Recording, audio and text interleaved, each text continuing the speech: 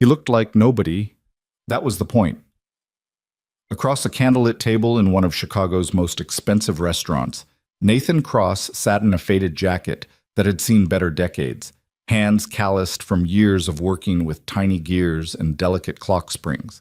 And the woman across from him had already decided, politely, without cruelty, the way beautiful and powerful people sometimes do, that this date was a mistake. She was wrong about almost everything she thought she knew about him. And in approximately 11 minutes, armed men would come through the front entrance of Marcello's fine dining, and the quiet clock repairman with the tired eyes would do things that would make Victoria Sterling question every assumption she had ever built her life upon. But first, the date. Before we go any further, if you're new here, subscribe to this channel and hit that notification bell, because the stories we tell here don't stop at comfortable endings. Drop a like if you want Nathan's story to reach someone who needs it tonight, and comment below with your city and country. I want to see exactly how far this story travels. People are watching from places I never expected, and every comment you leave tells me we're not done yet. Now, let's go back to that restaurant. The reservation had been made under someone else's name. That was the first thing Nathan noticed when he walked into Marcello's. The maitre d' checked the book twice, lips pressed together in a thin line of professional confusion, before recovering smoothly and leading Nathan to a corner table near the far window. Someone had rearranged the booking. Small thing. Probably nothing. Nathan filed it away in the back of his mind the way he filed everything, quietly, without expression, the way you learn to do when your life has depended more than once on noticing what other people decide isn't worth noticing. He was early. He was always early. He ordered water and looked around the room with the particular kind of relaxed attention that looked, to anyone watching, like a man simply taking in an expensive restaurant he probably couldn't afford. White tablecloths, low lighting designed by someone who understood that wealthy people preferred to be seen in a forgiving glow. A string quartet in the far corner playing something Nathan couldn't name. The kind of place where the menu didn't list prices because if you needed to ask, the question itself was the answer. Nathan had been to nicer places. He'd also been to significantly worse ones. And he didn't mean that in the way people meant it when they were trying to sound interesting at dinner parties. He checked the exits. 2 visible, 1 probable through the kitchen. Staff-to-patron ratio higher than normal for a Tuesday evening. He counted 17 people in the dining room, not including staff. 2 men at the bar who hadn't touched their drinks in the 12 minutes he'd been sitting there. A woman near the entrance who kept glancing at her phone but never actually appeared to be reading anything on it. Probably nothing. He straightened the silverware. It was crooked and it bothered him. Victoria Sterling arrived at 7:14, 4 minutes late, which he later learned was unusual for her. She walked through the entrance the way certain people walk into rooms, not with performance, not with the kind of look-at-me energy that announced itself loudly, but with the quiet authority of someone who had simply never needed to announce herself. The maitre d' recognized her immediately. Of course he did.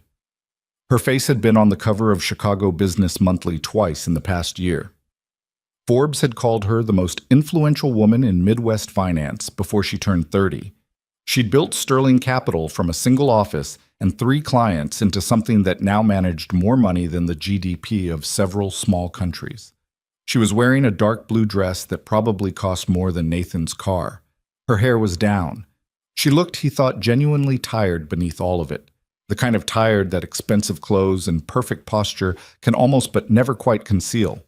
She spotted him at the corner table. Something crossed her face, quick, controlled, gone in less than a second. He caught it anyway. This is him? He stood when she reached the table. Old habit. She extended her hand and he shook it, and her grip was firm in the way of someone who had learned early that people, men especially, sometimes needed to be reminded through a handshake that they were talking to someone who meant business. "Victoria," she said. "Nathan." He pulled her chair out. She looked briefly surprised, then sat. The first 60 seconds of any blind date are, Nathan had discovered in his limited experience with them, essentially a mutual audition conducted under the polite fiction that it isn't. Victoria glanced at his jacket, at his hands, at the water glass he'd been nursing for 15 minutes. He watched her process all of it and arrive at a conclusion, and he didn't blame her for arriving there. He'd have arrived at the same place with the same information. So, she said, opening the menu with the practiced ease of someone who ate in restaurants like this regularly, Daniel told me you fix clocks. Repair and restore, Nathan said. Mostly antiques. People bring me things that stopped working 20, 30 years ago, sometimes longer. And they can be fixed? Most things can. You just have to understand how they were built and what broke them. Usually it's not as complicated as it looks. Victoria nodded the way people nod when they're being polite. That sounds... She paused, searching for the word. Peaceful. It is, he said. That's mostly why I do it.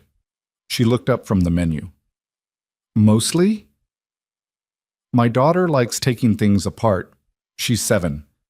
I needed a job where that particular habit was considered an asset rather than a problem. Something shifted slightly in Victoria's expression. Not much. Enough. You have a daughter. Lily. She's currently with my neighbor, Mrs. Kowalski, who is 81 years old and has approximately no ability to say no to her. They're probably watching a nature documentary and eating cereal for dinner. That's... Victoria smiled. It was the first real smile, small and quick. That's actually kind of lovely. Mrs. Kowalski thinks so. Lily thinks so. My dentist has concerns. Victoria laughed, a short, genuine sound that she seemed slightly surprised to find herself making. She set the menu down. Nathan noticed she'd chosen quickly, which meant she'd been here before and already knew what she wanted. They ordered.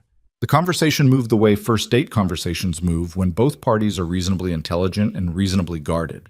Safe territory, surface observations, the careful exchange of edited biographies.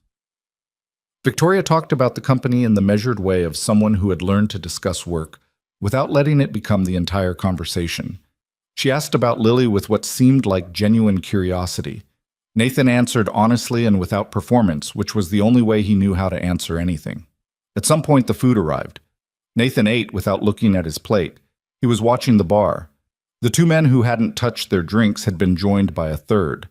All 3 were now positioned with clear sightlines to the corner table. None of them were looking at each other, which was itself a kind of coordination. Trained or experienced people don't look at each other for confirmation. They don't need to. The woman near the entrance had moved closer to the dining room. A member of the waitstaff Nathan hadn't seen earlier appeared near the kitchen corridor, a young man in the right uniform, but his shoes were wrong. Restaurant staff on their feet all evening wore comfortable, worn-in footwear. This man's shoes were new, dark, low profile, the kind of shoe you'd choose if you needed to move quietly and quickly. Nathan took a sip of his water. "Can I ask you something?" Victoria said. "Sure." "You've barely looked at your food." "I'm a slow eater," he said. "Tell me about the vote tomorrow." Victoria went still. "Excuse me?" "The board vote. Daniel mentioned it when he called me last week. Said you'd been under a lot of pressure. Didn't give details. I'm not asking for details. I'm just..." He paused, choosing words carefully. "I'm asking if it's the kind of pressure that follows you around." She studied him for a moment with the direct, assessing look of someone who had spent years in rooms full of people who wanted things from her and had learned to identify the shape of a request before it was fully formed. Whatever she found in his face, it seemed to satisfy something. "It's always that kind," she said quietly. "When you build something, it never really leaves you alone. The pressure just changes shape." "Yeah," Nathan said. "I know what that's like." "Clock repair must be more stressful than it sounds," he smiled. "Something like that."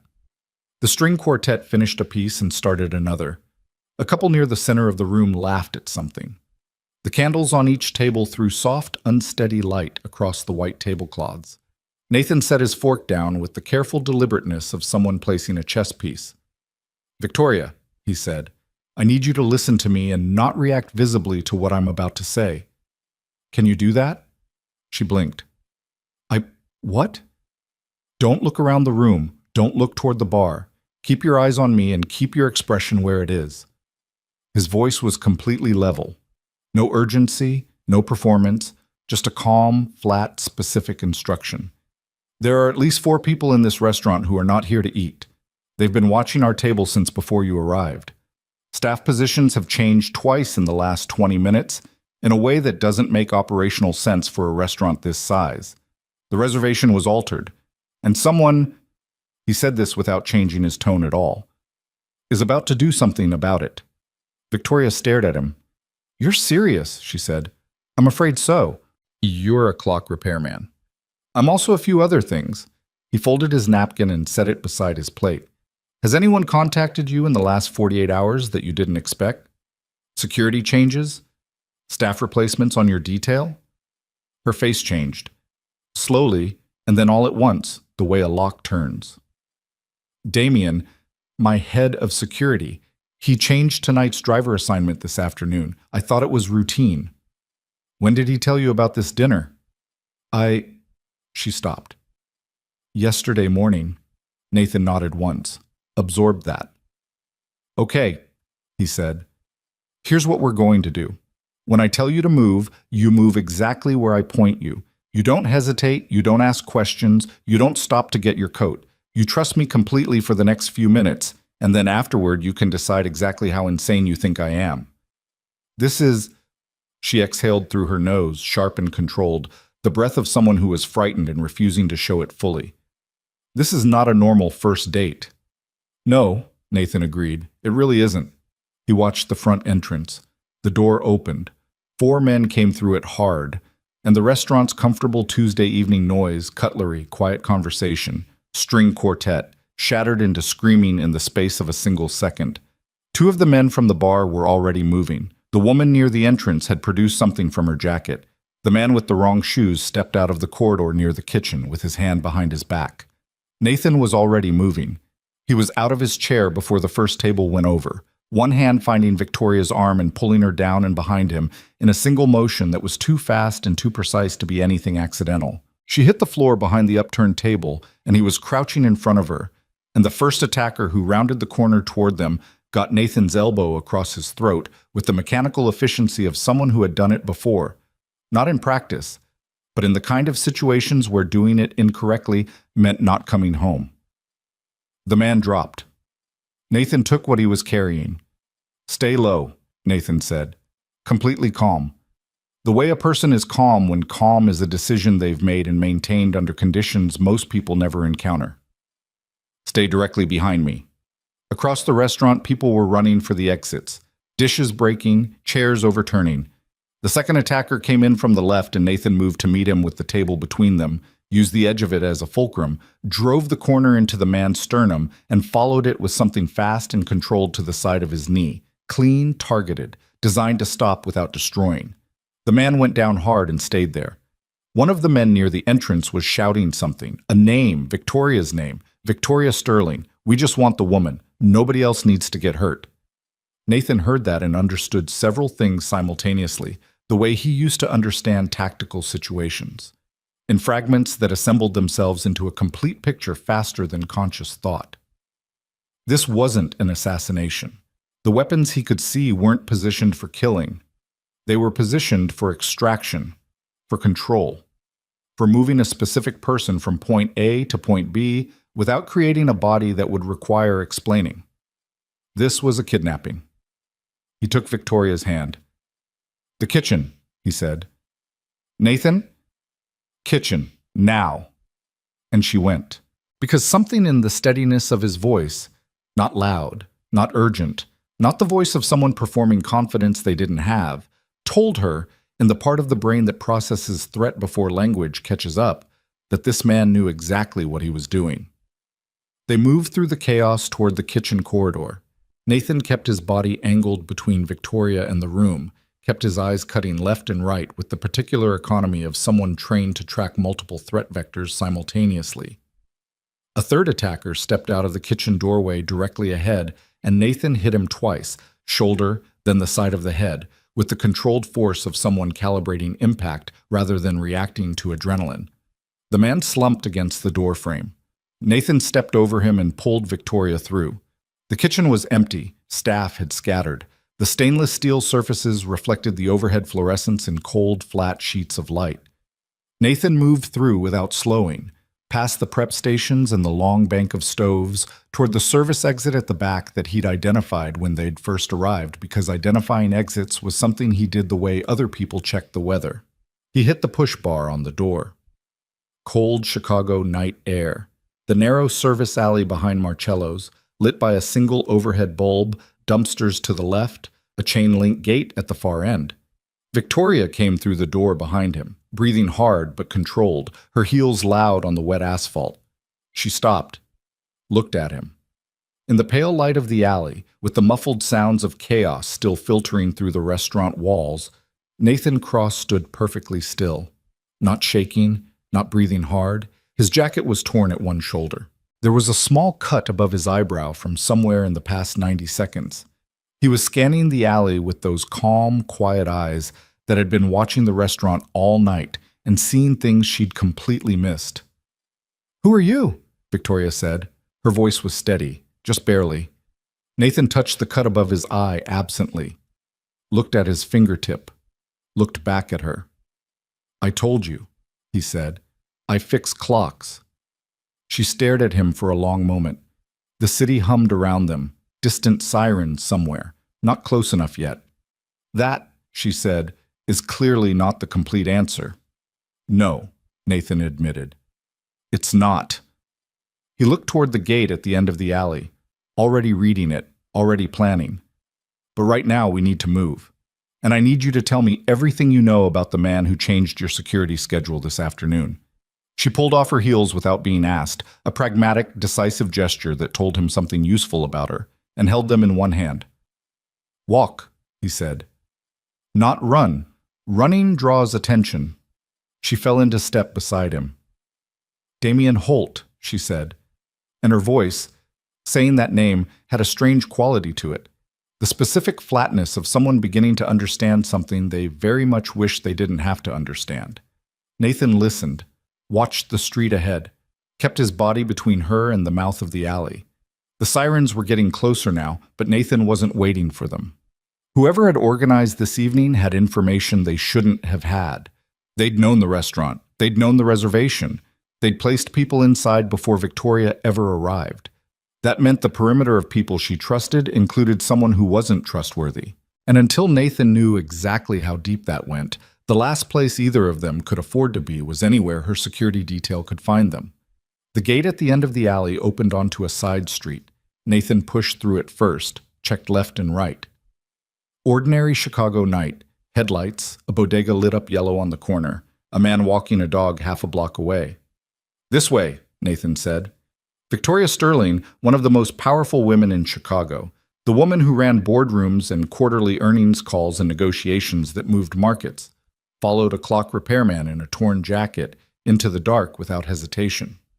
She hated how much sense it made. The side street Nathan led them to was the kind of Chicago block that the city's glossy tourism photographs never bothered to include. Narrow, functional, bracketed by the backs of buildings that faced more important streets. A laundromat on the corner with its lights still on, drums turning behind fogged glass. A taqueria with a hand-lettered sign and 3 plastic chairs on the sidewalk. The smell of exhaust and cold lake air and something frying somewhere above them. Victoria walked beside Nathan in her bare feet on the wet sidewalk and didn't complain. He noticed that, filed it away. "Put these on."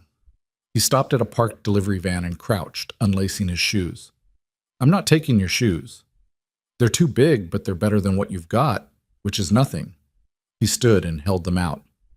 "I'll be fine." She looked at him for a moment with an expression he couldn't quite categorize. Not gratitude, not exactly. Something more complicated than that. She took the shoes. He walked in his socks and didn't mention it again. "Tell me about tonight," he said as they moved. "Your original schedule. What were you supposed to be doing before this dinner?" "I had a 6 o'clock with my legal team, running through the proxy documentation for tomorrow's vote." She was holding her own heels in one hand, swinging them slightly as she walked, a gesture so automatic she probably wasn't aware of it. "The dinner was a late addition. Daniel arranged it last week. He said he thought I needed to get out of my own head for a few hours." "And Damien knew about it." "Damien knows everything about my schedule. That's his job." She said it flatly, without defensiveness.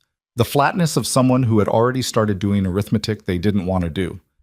When did you last vet his people, the staff under him? That's... She stopped herself. That's what he's supposed to do. Nathan nodded, didn't say anything. Don't do that, Victoria said. Do what? That thing where you let the silence make your point for you. I wasn't. You were. She pulled his too large shoe back onto her heel where it had slipped. I know what you're saying. I'm saying it to myself. I don't need the commentary. Fair enough. They kept walking. Nathan steered them left, away from the direction the first sirens had come from, moving at the pace of two people who had somewhere to be rather than two people who were fleeing something. A slight but important distinction in how you read on the street. His phone was in his jacket pocket. He took it out, stared at it for a second, then put it back. Yours off? He asked. What? Your phone. Is it off? Not silenced, off. Victoria understood immediately. She reached into the small clutch she'd somehow held onto through everything and pulled out her phone. Powered it down. Dropped it back in. They were tracking me through it, she said. Not a question. Possibly. Or through Damien's access to your location data. Same result. He glanced at a street sign. Either way, off is better than on for the next few hours. Where are we going? It was a reasonable question, and he didn't have a fully formed answer yet, which he found mildly irritating. His mind was running options in parallel.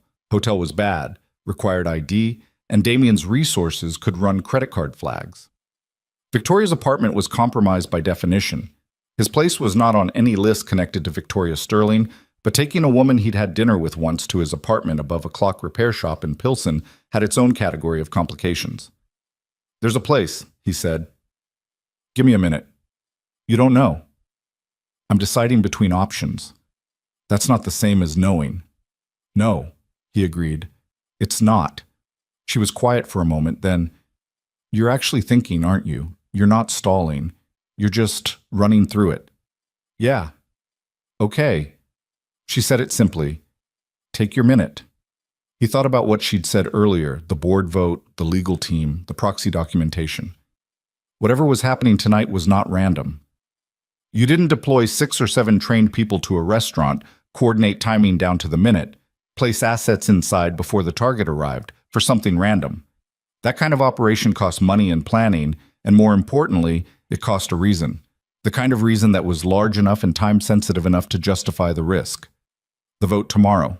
Victoria Sterling controlled the majority voting power at Sterling Capital through her family trust, but majority wasn't the same as unanimous, and Nathan had enough understanding of corporate structure to know that a proxy vote with specific trigger conditions could reroute that control under the right circumstances. If the trust's named beneficiary was incapacitated, or missing, or could be declared incompetent by a quorum of board members, they hadn't been trying to kill her, they'd been trying to make her disappear for approximately 14 hours. Just long enough. They need you gone until after the vote, Nathan said. Victoria turned her head sharply. That's what I was thinking. Who benefits if you're not in that boardroom tomorrow morning? She didn't answer immediately. When she did, her voice had gone quiet in a particular way, the voice of someone watching something they'd built being described as vulnerable. Calvin Mercer. He's a board member.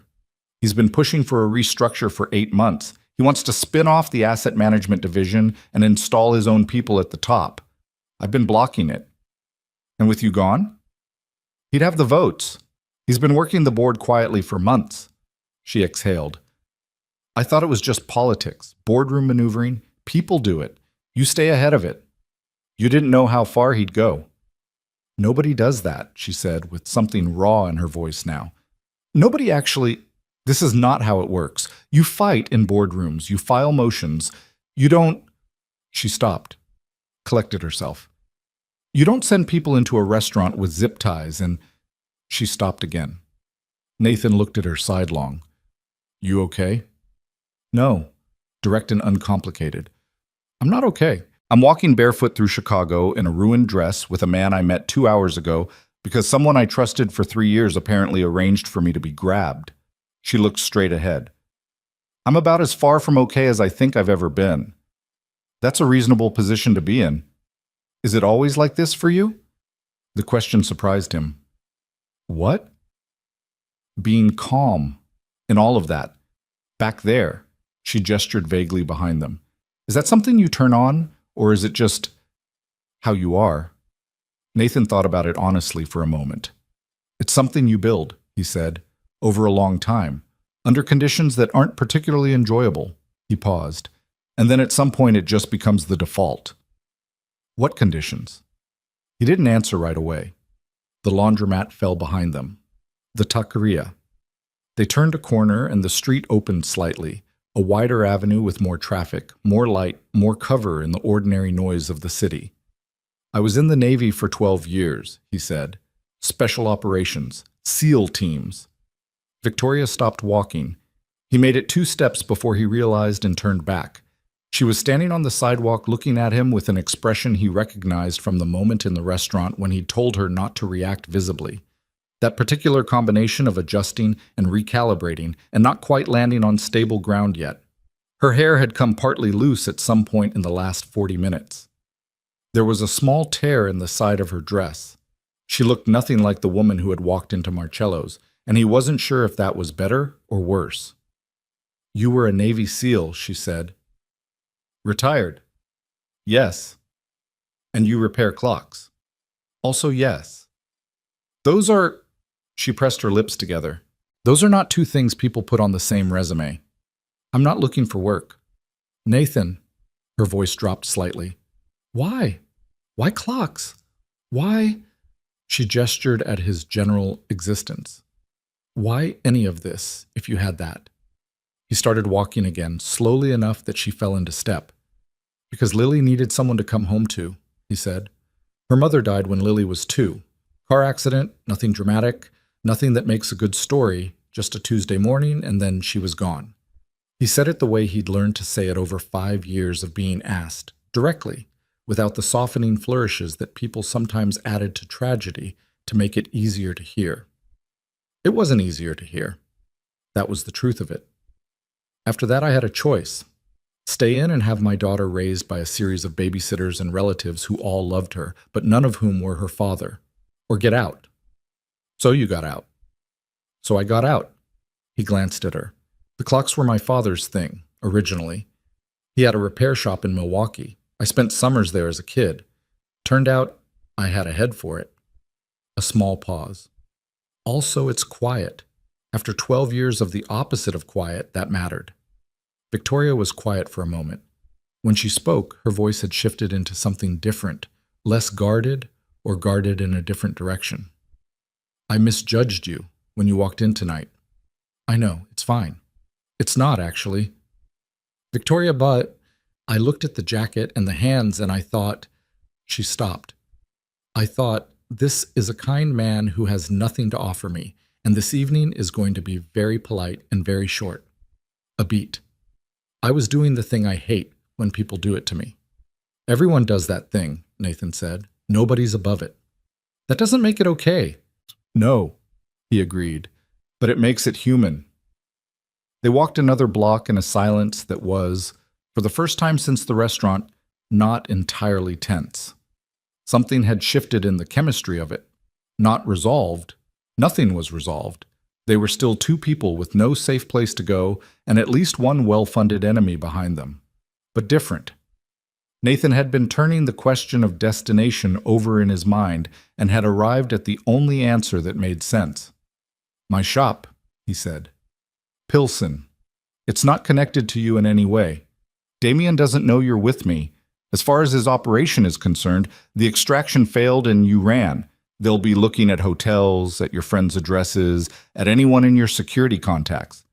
A clock repair shop. It has a back apartment. It's secure, more than it looks. And I have a landline. She raised an eyebrow. A landline. I have a 7-year-old who calls me from school sometimes, and I don't trust cellular infrastructure. He paused. Also, the landline is harder to monitor without physical access. You're actually serious. I'm always serious. That's... She almost smiled.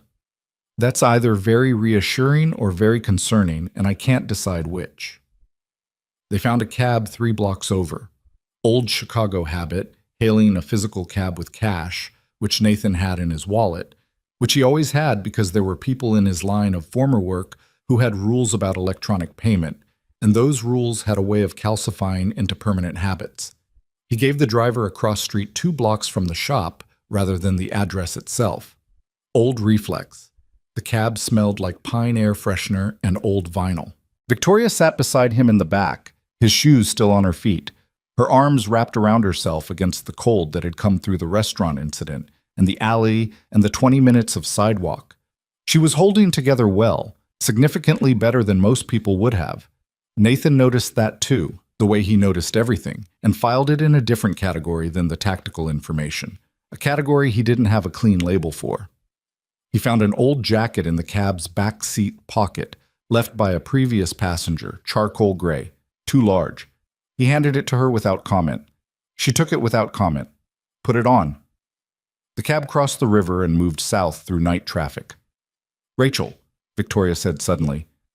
"Who?" "My assistant, Rachel Brooks. She'll be trying to reach me. She monitors my schedule. She'll know something went wrong by now." She turned to him, and for the first time since they'd left the restaurant, there was something new in her face. Not fear exactly, but a specific worry. The kind you have for other people rather than yourself. "She's loyal. She's the most loyal person in my entire organization. If Damien thinks she knows something, does she?" "She knows everything. She's been with me for 4 years. She has access to every calendar entry, every security briefing, every—" She stopped. "If they think she can identify what happened tonight, they'll try to isolate her." "Can you reach her?" "Not without a phone." Nathan thought about that. "When we get to the shop," he said, "landline. We reach her through a number they won't have flagged, not her cell, not her office line." He looked at her. "Does she have a home number? Something that's not in your official contact directory?" Victoria thought. "Her mother's house, in Evanston." "Rachel stays there sometimes. I have the number memorized. She made me memorize it when I hired her. She said in case of emergency, use the one number nobody else would know to look for." "She sounds like someone who thinks ahead." "She's smarter than half my board," said without any apparent awareness of how much that revealed. The cab pulled up to the corner Nathan had specified. He paid in cash, added a tip that was generous without being memorable, and got out. Victoria followed. The block was quiet. Pilsen at this hour was residential quiet rather than dead quiet. A few windows lit up, someone's television audible 2 floors above them, the distant bass of a sound system from a party somewhere east. Cross Repair occupied the ground floor of a narrow 2-story building that had once been a hardware store, then a printing business, then a series of things that hadn't quite worked out before Nathan had leased it 6 years ago and refinished the floors and replaced the windows and hung a small wooden sign that said simply, "Cross, Clocks and Watches, Restoration." The front window held 3 antique clocks of different sizes, all running, all accurate, because Nathan had a particular intolerance for inaccuracy in the one area he could control. He let them in through the side entrance, the door that opened onto the narrow gap between buildings, rather than the street-facing front, which had a lock he'd installed himself, and which was considerably more substantial than it appeared. 3 bolts, a bar lock at the base. Not because he kept anything valuable in the front, but because Lily sometimes slept in the back apartment when Mrs. Kowalski needed a rest, and Nathan Cross did not do things halfway when it came to his daughter's safety. Inside, the shop smelled of machine oil and old wood and something faintly metallic, the accumulated scent of decades of small mechanisms, of springs and gears, and the particular old metal smell of antique brass. The workbench ran along the left wall, lit by a long fluorescent fixture, covered in the organized scatter of someone who knew exactly where everything was, even if it didn't look that way to visitors. Magnifying lenses on articulated arms, rows of tiny drawers labeled in Nathan's cramped handwriting, 3 clocks in various states of disassembly, their components laid out on felt pads with the careful geometry of someone who could rebuild them blindfolded. Victoria stood in the middle of the shop and looked around. She didn't say anything right away. There was something in her face that Nathan caught and then looked away from, something like she was recalibrating again, but this time on a different level. Not adjusting her threat assessment, adjusting something else. Phone's in the back, Nathan said. Come on. The apartment behind the shop was small in the honest way that small apartments are small. Not charming small, not efficiently small, but the small of a man who spent most of his non-parenting hours at the workbench in the front. A kitchen with a table that had one of Lily's drawings taped to the wall above it. A crayon rendering of what appeared to be a robot, or possibly a horse, labeled in careful 7-year-old printing, Datey and Lily. A couch with one cushion slightly more compressed than the others from habitual use. A bookshelf that held equal parts technical manuals on horology and children's chapter books in 2 different sizes. A landline phone on the kitchen counter, cream-colored, old enough that a younger person might have called it vintage if they were being kind. Nathan handed her the receiver. She dialed from memory. It rang 4 times. 5. Victoria's grip on the receiver tightened incrementally, then, "Hello?" A woman's voice, cautious, the wariness of someone who doesn't recognize a number. "Rachel." Victoria said it quietly, with the specific relief of someone who had been holding their breath without realizing it. A pause on the other end, then a fast exhale. "Victoria. Oh, thank God, I've been... Where are you? What happened? The restaurant is all over the scanner. There are police, and Damien has been calling me every 15 minutes saying there was a security incident and you're missing and I need to..." "Rachel." Victoria's voice was steady and low and very clear. "Stop. Listen to me. I'm safe. I'm somewhere safe with someone I trust." A beat. "Who?" "His name is Nathan Cross. She glanced at Nathan across the kitchen. "He was my date tonight." Another pause. "Your date. I know how that sounds. It sounds like you're telling me you were rescued by a blind date." "That's an accurate summary, yes." Nathan watched Victoria speak to her assistant with the odd sensation of hearing himself described from the outside. There was something in the way Victoria said "someone I trust" that landed differently than it might have 20 minutes ago. She didn't know him. They'd spent less than 2 hours in each other's company, and the majority of that had involved armed men and emergency exits. Trust built that fast was either incredibly well-founded or incredibly reckless, and he wasn't sure which it was, and wasn't entirely sure she was either. He listened to the shape of the conversation without listening to every word, that particular partial attention of someone who is simultaneously doing something else, which in this case was pulling up the floor grate in the corner of the kitchen, retrieving a waterproof case from the space beneath it, and checking its contents. Backup phone, burner, untraceable. A small amount of cash, more than what he'd had in his wallet. A USB drive. A compact first aid kit which he pulled out and set on the counter for the cut above his eye, which had dried but probably needed cleaning. "Damien called you," Victoria was saying. "Tell me exactly what he said. Word for word, as close as you can." Nathan began cleaning the cut above his eye in the narrow mirror above the kitchen sink, half listening, processing. Rachel's account came through in pieces. Damien had contacted Rachel approximately 12 minutes after the incident at the restaurant, before the police were even fully on scene, which was itself a notable detail. He'd told her there had been a security breach, that unknown attackers had disrupted a public event Victoria had attended, and that Victoria had fled the scene in an unknown direction. He'd told Rachel to stay put, not to contact anyone, and to route all incoming calls to his office line. When Nathan heard that last part, he turned away from the mirror. "He told her to route calls to him," he said quietly. Victoria caught it immediately. She relayed it to Rachel, then listened, nodded. "She hadn't done it yet. She was waiting to hear from me first." "Smart," Nathan said. "Tell her not to. Tell her not to contact Damien at all. And tell her she needs to leave wherever she is, not her apartment, not the office. Somewhere Damien's people wouldn't know to look." Victoria relayed this. There was a brief, sharp exchange on the other end, Rachel's voice rising slightly. The particular sound of someone who had been competent and in control for 4 years, suddenly being told that the framework she'd been operating within was compromised. But she steadied quickly. That steadying, Nathan thought, was probably what had kept her employed for 4 years by a woman who didn't suffer unreliable people. "Her sister's place," Victoria said to Nathan. in Logan Square. Damien doesn't have it. Good. Tell her to go now. Don't pack much. Don't use a car she's used before if she can help it. You're very... Victoria started, then stopped, then said it anyway. You're very good at this. I spent a long time being very good at this, Nathan said. It's not a compliment I take particular pleasure in. She held his gaze for a moment, then went back to the phone. The conversation with Rachel lasted another 4 minutes. There was one moment near the end where Victoria's voice dropped low and she turned slightly away, and Nathan didn't try to hear what was said. That part was between them. When she hung up, she stood with her hand still on the receiver for a moment, then turned and leaned against the counter and looked at him with that direct, assessing look again, the one that had categorized him at dinner and found him insufficient, and which was now clearly running a different calculation.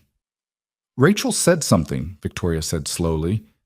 She said Damien got a phone call this morning, very early, before the office opened. From a number she didn't recognize, she saw it on the shared call log by accident. She mentioned it to him, and he said it was a vendor. She didn't think anything of it. A pause. Calvin Mercer's personal assistant works early hours. Rachel knows because they've coordinated scheduling before. Nathan set the first aid kit down. Did she keep that log? She keeps everything. She has a backup copy on a personal cloud account that's not synced to Sterling's systems. Victoria's jaw tightened slightly. She's careful. I trained her to be careful. Can she access it from her sisters? Yes. Nathan nodded slowly. The picture was coming together, not complete, but enough of it visible to begin to understand the shape. Damien Holt had received instructions from Calvin Mercer's direction early that morning. The same morning, Victoria's security schedule had been altered. The same morning, the dinner reservation at Marcello's had been quietly rearranged by someone with access to Victoria's private calendar. The chain was there. They just needed it on paper, and they needed to stay alive and free until they could do something with it. Try to sleep, Nathan said. A few hours if you can. The couch is... He glanced at it. It's functional. There's a blanket in the closet. Victoria looked at him like he'd suggested something mildly absurd. Sleep. You won't be useful tomorrow if you're running on pure adrenaline and expensive dinner. You barely ate. Were you always this pragmatic, or did the Navy do that to you? My mother, mostly, Nathan said. The Navy just reinforced it. She almost laughed. Didn't quite get there. What are you going to do? There's a back entrance to the restaurant, he said. The service corridor we came through. There's a surveillance system in that building. I saw the camera housings. Backup drives. Almost certainly hardwired rather than cloud-based. Because the owner is a particular kind of old-school Italian restaurateur who doesn't trust things he can't hold in his hand. He was pulling on a dark jacket from the hook behind the kitchen door. If Damien's people haven't already pulled those drives, there's footage of tonight that puts his assets inside that restaurant before we arrived. Victoria straightened. I'm coming. You're not. Nathan, Victoria. He said it evenly, without force but without give either. If something goes wrong and you're with me, you're the target. If something goes wrong and you're here, you're a woman in a clock shop that nobody knows to look for. He picked up the burner phone and set it on the counter beside her. You have Rachel's number. You have the landline. The door locks are, I'll show you before I leave. Don't open the door for anyone. And if you hear anything wrong before I'm back, go out through the shop window on the east side and down the fire escape to the alley. She looked at the fire escape direction with an expression that was not quite eye-rolling but was in the vicinity of it. You've already mapped the exits in your own apartment. It's a habit. That's not a habit, Nathan. That's a lifestyle. He picked up his keys, paused at the kitchen doorway. Is there a number I can reach Rachel at? Not her cell. Victoria recited it from memory. He wrote it on a scrap of paper from the bench. She noticed he wrote it in a small, cramped shorthand that looked more like notation than actual words. 3 hours, he said. Maybe less. If I'm not back in 4, call Rachel and tell her to take what she has to a federal field office. Not city police, federal. Do you understand? Federal, not city. She said it back cleanly. Why not city? Because we don't know yet how far Damien's reach goes, and city jurisdictions can be managed more easily than federal ones. A pause. This is hopefully overcautious. I expect to be back in 2 hours. Hopefully, she repeated. I'm being honest with you. I know, she said. I know you are. Something in her face, not softening exactly, but settling, like she was adjusting to the weight of the evening, figuring out how to carry it. Be careful. Nathan looked at her for a moment, standing in his kitchen in a torn blue dress and a stranger's jacket and shoes 2 sizes too large, arms crossed against the cold of the unheated apartment, hair loose, mascara slightly damaged by the evening's events, and thought that she looked right now more real than she had across any candlelit table. "Lock the door behind me," he said. "Both bolts." He went out through the side entrance. She heard the sound of his footsteps go quiet, and then the lock on the other side of the door engaged. Victoria stood in the kitchen of a clock repairman's apartment in Pilsen, listening to the quiet ticking of the various timepieces on the other side of the wall, dozens of them, all in conversation with each other, keeping time in their different voices, and understood with a clarity that was almost physical that the world she'd woken up in that morning no longer existed in its previous form. Everything she'd believed about who protected her, who served her interests, who stood on her side of the line, all of it had been rearranged in the space of a few hours by a man who noticed exits and wore a faded jacket and had a 7-year-old who thought horses and robots were interchangeable. She sat down on the couch, pulled the blanket from the closet Nathan had indicated, looked at the crayon drawing on the kitchen wall, Daddy and Lily, in careful, earnest letters, and felt something shift in her chest that she couldn't name precisely and didn't try to. The clocks kept ticking. Outside, the city went about its ordinary night, indifferent and enormous, and fully unaware that in a restaurant not too far from here, a man in a torn jacket and sock feet was making his way back through a service alley to collect evidence against people who had spent months planning a betrayal, and doing it with the same quiet focus he brought to everything, the kind of focus that wasn't dramatic, that didn't announce itself, that just got the thing done.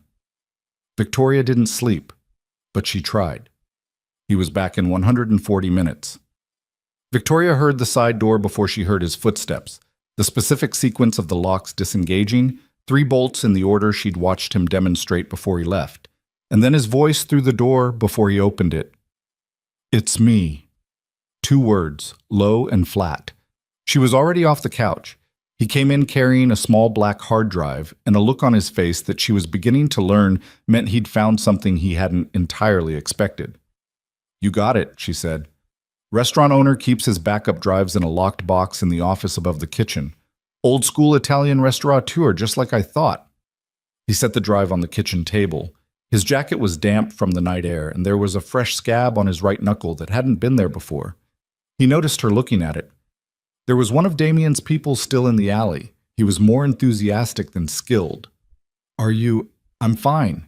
He said it without impatience. Just a statement. He's fine too.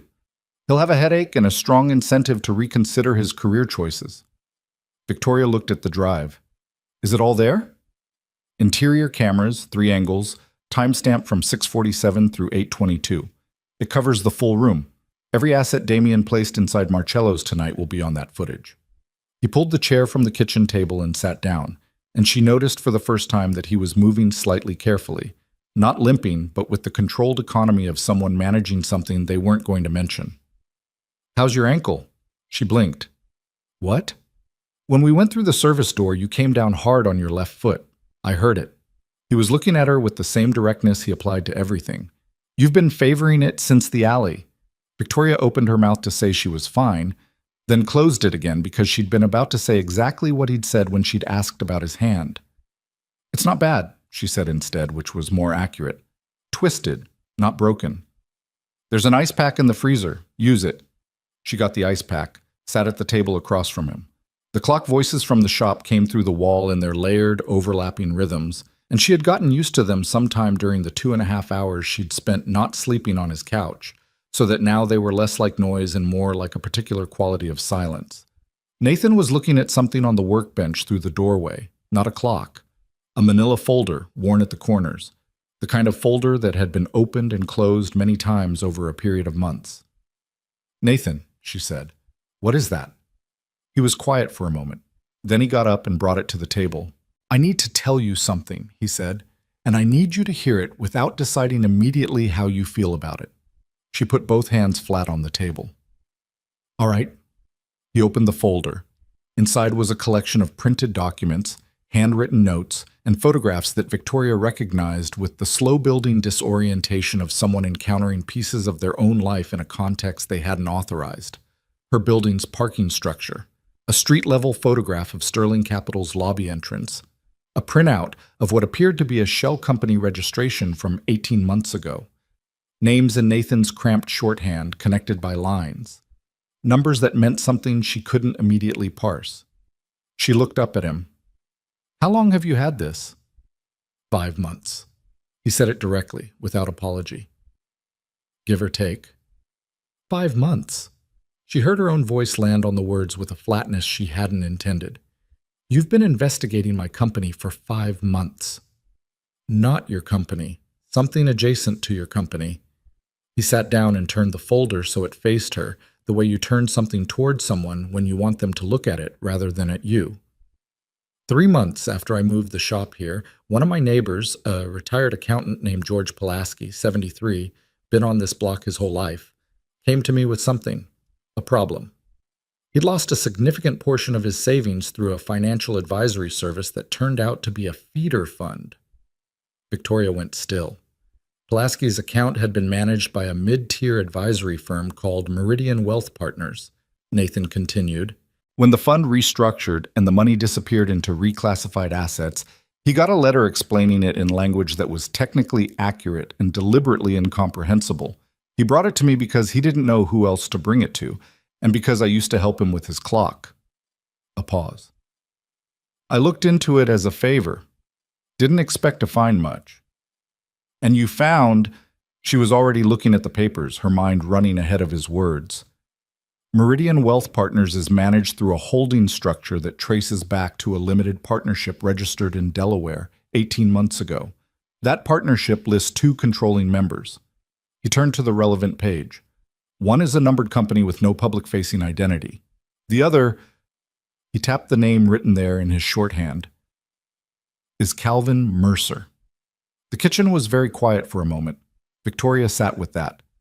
Let it settle through all the layers of what she already knew and what she'd suspected and what she hadn't let herself suspect. Calvin Mercer had been running a feeder scheme through a shell advisory structure, pulling money from retail investors who thought they were accessing institutional-grade returns, and that scheme had been operating for at least 18 months. 18 months ago was when he'd started pushing for the asset management spinoff at Sterling Capital. A spinoff that would have given him access to the distribution network, the client roles, the regulatory infrastructure. He hadn't wanted her company because he wanted to run it. He'd wanted it because he needed it as a vehicle. He needed Sterling's infrastructure to scale it, she said. That's what it looks like. Small-scale feeder can only run so long before the math stops working. He needed legitimate distribution capacity and a credible institutional wrapper. Nathan's voice was measured, factual. Your company would have given him both. And when I kept blocking the spinoff, he needed a different solution, Nathan finished. Victoria sat back, pressed her fingers against her closed eyes for a moment. Not dramatic, just the physical act of someone absorbing too much information in too little time and needing a second for the pressure behind her forehead to equalize. You were going to take this to the authorities, she said, before tonight happened. I was building the picture first. You don't go to federal regulators with incomplete documentation on a target who has resources. You go when you have enough that they can't dismiss it without looking negligent. He looked at the folder. I was maybe 3 weeks out. And then Daniel arranged our date. I didn't know who you were when he first called me, Nathan said. He described you as a woman who worked in finance and needed to get out of her own head for one evening. I agreed because I owe Daniel a favor and he doesn't ask for them often. A slight pause. When he told me your name, I almost called it off. Why didn't you? He was quiet for a moment. Because I thought, if I could spend 2 hours across a table from Victoria Sterling without mentioning any of this, I could probably establish whether my read on Mercer was correct before I blew up her life with it. He said it with the particular flatness of someone who knows exactly how their reasoning sounds in retrospect. It seemed logical at the time. That is, she tried to find the right word. That is an extraordinarily strange reason to go on a blind date. In my defense, I didn't expect the evening to develop the way it did. None of us expected that. She looked at the papers again. At George Pulaski's name in the notes, her neighbor, Nathan had called him, an old man who'd spent his working life accumulating something and had it quietly hollowed out by a man in an expensive suit at a board table. The particular ordinary devastation of it sat on her chest with unexpected weight. How much did he lose? Nathan looked at her. Pulaski? About 60,000. His wife's medical fund, mostly. She had health issues. It was specifically set aside. Victoria didn't say anything. He's not the only one, Nathan said quietly. I found 7 other accounts in the same advisory structure, different amounts, same outcome. She pressed her lips together, nodded once. Okay, she said. Her voice was even. We have the footage from the restaurant. We have the call log Rachel found. We have this. She touched the folder. What we need is the connection between Damien and Calvin in a form that puts them together in the same instruction chain. That's what was missing, Nathan agreed, or was, before tonight. The call log Rachel found gets us close, but not all the way. Phone records can be explained by a sufficiently resourced defense attorney. We need something more direct. He looked at the drive on the table. I want to go back to the restaurant. Victoria stared at him. We just left the restaurant.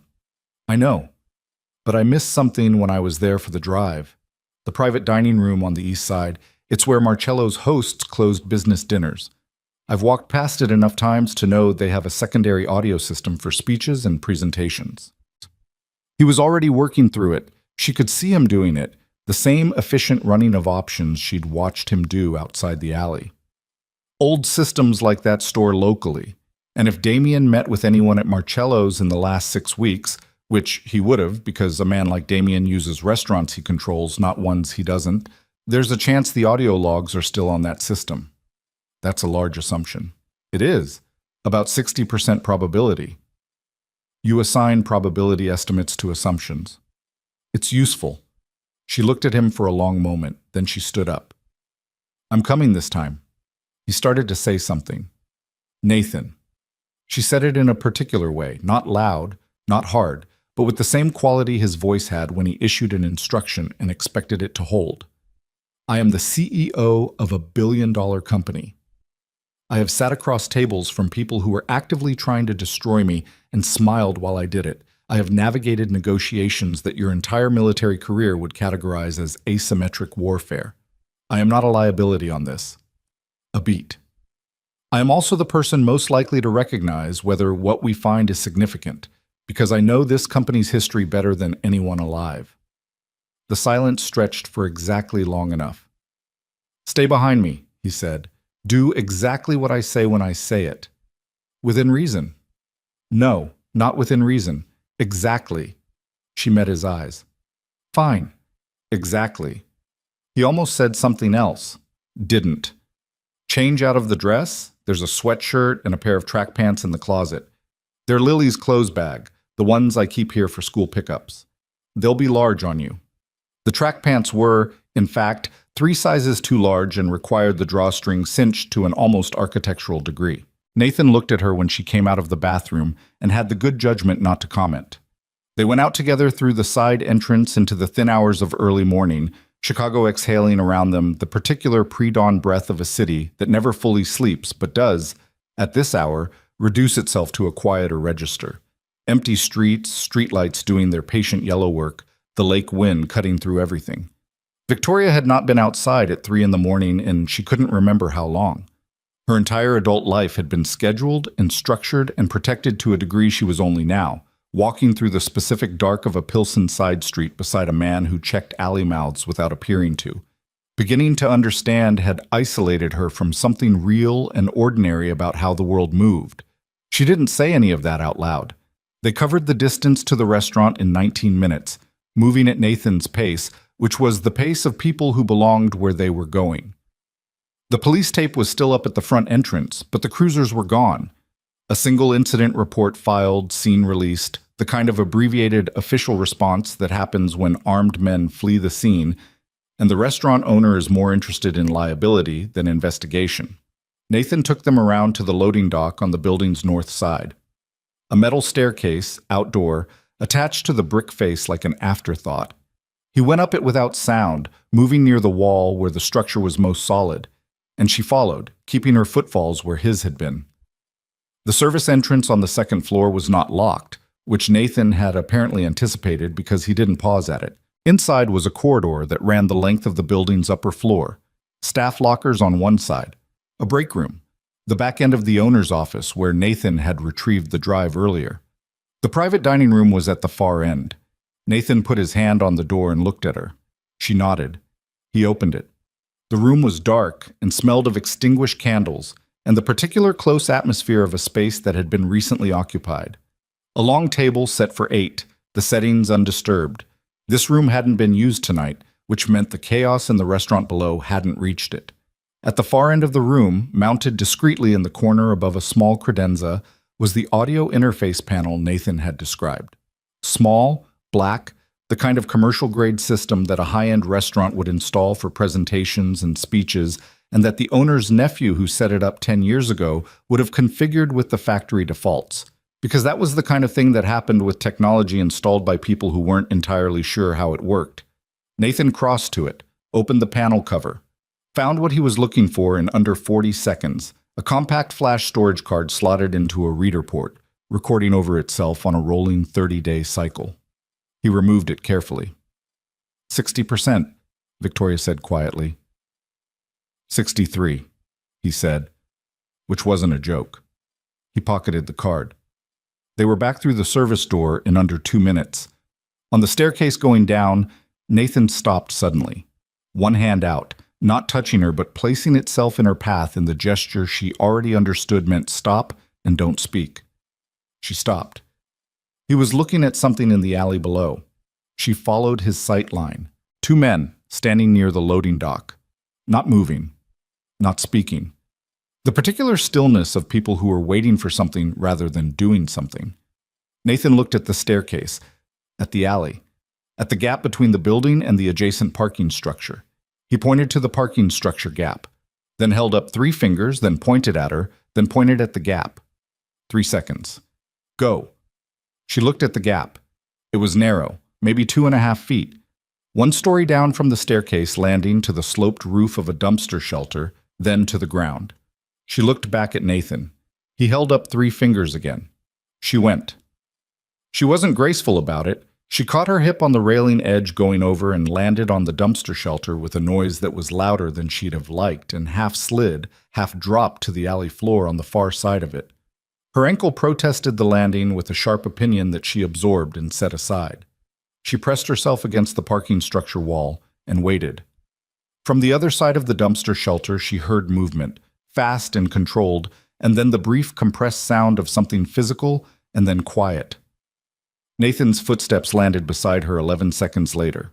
Clear, he said. Are they unconscious and secured? They'll wake up in about 20 minutes. He looked at her hip. You're bleeding. It's minor. She looked at her own hand, a shallow scrape along her right palm from the dumpster shelter edge. I've had worse. In what context? I grew up with 2 older brothers, she said. Believe me, I've had worse. Something shifted in his face, not quite a smile, but in the vicinity. The specific expression of someone who has received unexpectedly useful information and is reassessing accordingly.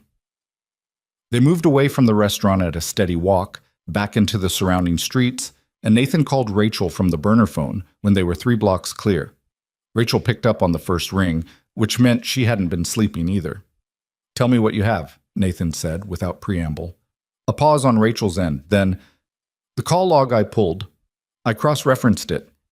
The number that called Damien this morning at 5:47 a.m. is registered to a property management company in Evanston, which is a shell, which I traced to a second holding company. A breath.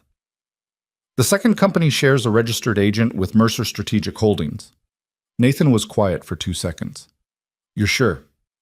I'm a forensic accounting minor who got bored and went to law school instead. Yes, I'm sure. The voice of someone who had been very frightened and had converted that fright into the kind of focused, precise work that fear sometimes enables when you're built a particular way. There's more. I pulled the board's proxy voting documentation from the secure server. Calvin filed an emergency competency petition 2 weeks ago. It's sealed. It was never supposed to come to the full board, but I have access to the seal log, and it's there, filed and dated. Victoria, walking beside Nathan, had heard enough of Rachel's voice through the phone to catch the shape of it. "What does that mean?" she said quietly. Nathan relayed it without lowering the phone. "Mercer filed a competency petition against you 2 weeks ago. Sealed. It would allow the board to vote on your fitness to serve as CEO without your presence if I was missing," Victoria said, "or declared incompetent." The arithmetic of it finished itself cleanly and horribly in her mind. That's why they needed me gone. Not just for the vote, a simple majority vote I could challenge, but a sealed competency petition with a board quorum, that has teeth. That takes time to fight. "Rachel," Nathan said into the phone, "can you get a copy of that petition to us?" "Already done. I emailed it to a draft folder in an account that only Victoria will recognize. The account name is your mother's dog's name," she added, directing the last part clearly toward Victoria through the phone. Victoria almost laughed. "Biscotti," she said. "She named her dog Biscotti." "Your mother loves that dog," Rachel said, and the familiar specificity of it, the small, ordinary, true thing dropped into the middle of all of this, landed in Victoria's chest with a force she hadn't anticipated. She pressed her free hand against the front of the borrowed sweatshirt. "Rachel," she said, moving closer to Nathan so she could speak near the phone. "Are you safe? My sister's apartment is above a karate studio, and my brother-in-law is a paramedic who has trust issues with strangers. Yes, I'm safe." A pause. "Victoria, how bad is it?" Victoria thought about the honest answer, about the folder on Nathan's kitchen table, about George Pulaski's $60,000 specifically set aside, systematically extracted, about Calvin Mercer sitting in boardrooms for 8 months discussing restructures and efficiency and shareholder value while building a machine that was designed to eat the people who trusted it, about Damian Holt, who had driven her to quarterly earnings calls and stood outside hotel conference rooms at international forums and carried an umbrella when rain was forecast because she hated being caught without one, and who had been on a different payroll for she didn't know how long. "It's bad," she said, "but I think we have what we need." "Good." Rachel's voice steadied into something businesslike. "Then let me tell you the part I saved. The board meeting tomorrow, Calvin's office called this morning. They moved the start time. Instead of 10 a.m., it's been rescheduled to 7 a.m. Nathan and Victoria looked at each other. "He panicked," Nathan said. "When the extraction failed, he moved the timeline forward." "How much time do we have?" Victoria said. Nathan checked his watch. It was 3:41 in the morning. "A little over 3 hours," he said. Victoria absorbed that. 3 hours to turn a flashcard, a surveillance drive, a call log, a sealed petition, and a 5-month-old investigation into something she could walk into a boardroom with. 3 hours of night left before the vote that Calvin had been engineering for 8 months. The vote that Damian had sent armed men into a restaurant to guarantee. The city was still dark around them. The lake wind had picked up. Nathan's jacket was damp at the collar, and he hadn't mentioned being cold once, which she suspected was less about tolerance and more about the same mechanism that kept his voice level when everything was burning. The deliberate management of discomfort into irrelevance. "We need a printer," she said. "Shop has one. We need Rachel to send us everything she has to a secure access point. Library computer pre-dawn 3 blocks from here. I have a card. 3 tab. We need to compile this into something that a boardroom of lawyers can't reflexively dismiss in the first 30 seconds. That's your job," he said. "You know how those rooms work better than I do." She did. She knew exactly how those rooms worked, the specific grammar of corporate power, the sequencing of evidence presentation. The crucial importance of hitting the right beat before the other side can establish a counter-narrative. She'd been in enough of those rooms to know that walking in with the truth was necessary, but not sufficient. You had to walk in with the truth arranged in a way that left no comfortable alternative interpretation. She started organizing it in her head as they walked. The surveillance footage established Damian's assets in the restaurant. The call log connected Damian to Calvin's structure. The flashcard, pending what it held, potentially put their voices in the same room. Rachel's petition documentation showed premeditation at the board level, and Nathan's folder on Calvin's feeder scheme gave the motive a shape and a history that predated everything else. It was enough. If they moved fast and got it formatted correctly, it was enough. Nathan, she said. Yeah. When this is over, she stopped. When this is over, I'm going to need to tell someone about George Pulaski. He looked at her sideways as they walked. I know. I want to make sure he's part of whatever comes next, not just collateral information. I know, he said again. Differently this time. They walked the last block back to the shop in a silence that was not empty but full of the thing they weren't saying yet about the next 3 hours, and what they had to build, and what it would cost, and whether it would be enough. The clock voices found them again as Nathan opened the side door, that many-layered ticking coming through the walls in its patient, indifferent chorus, keeping the time it had been assigned to keep without reference to what any particular human being needed the hour to be. Victoria sat down at Nathan's workbench, the same bench where he straightened gears and cleaned mainsprings and put broken things back into the condition they were meant to be in, and opened the manila folder and spread its contents alongside the drive and the flashcard and the notes she was already compiling from memory, and began to build the case. Nathan made coffee.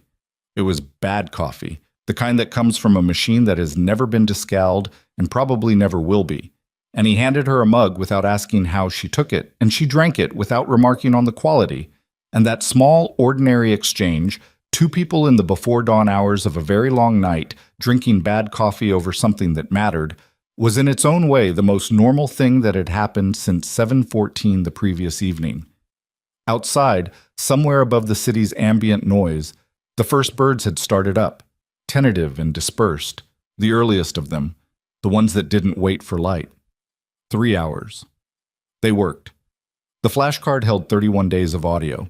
Nathan ran it through the shop's laptop at 4 in the morning while Victoria organized the printed documentation into the sequence she'd determined would hit hardest in the first 4 minutes of a board presentation. Because 4 minutes was what she had before someone with a law degree and a vested interest in the outcome would find procedural grounds to interrupt.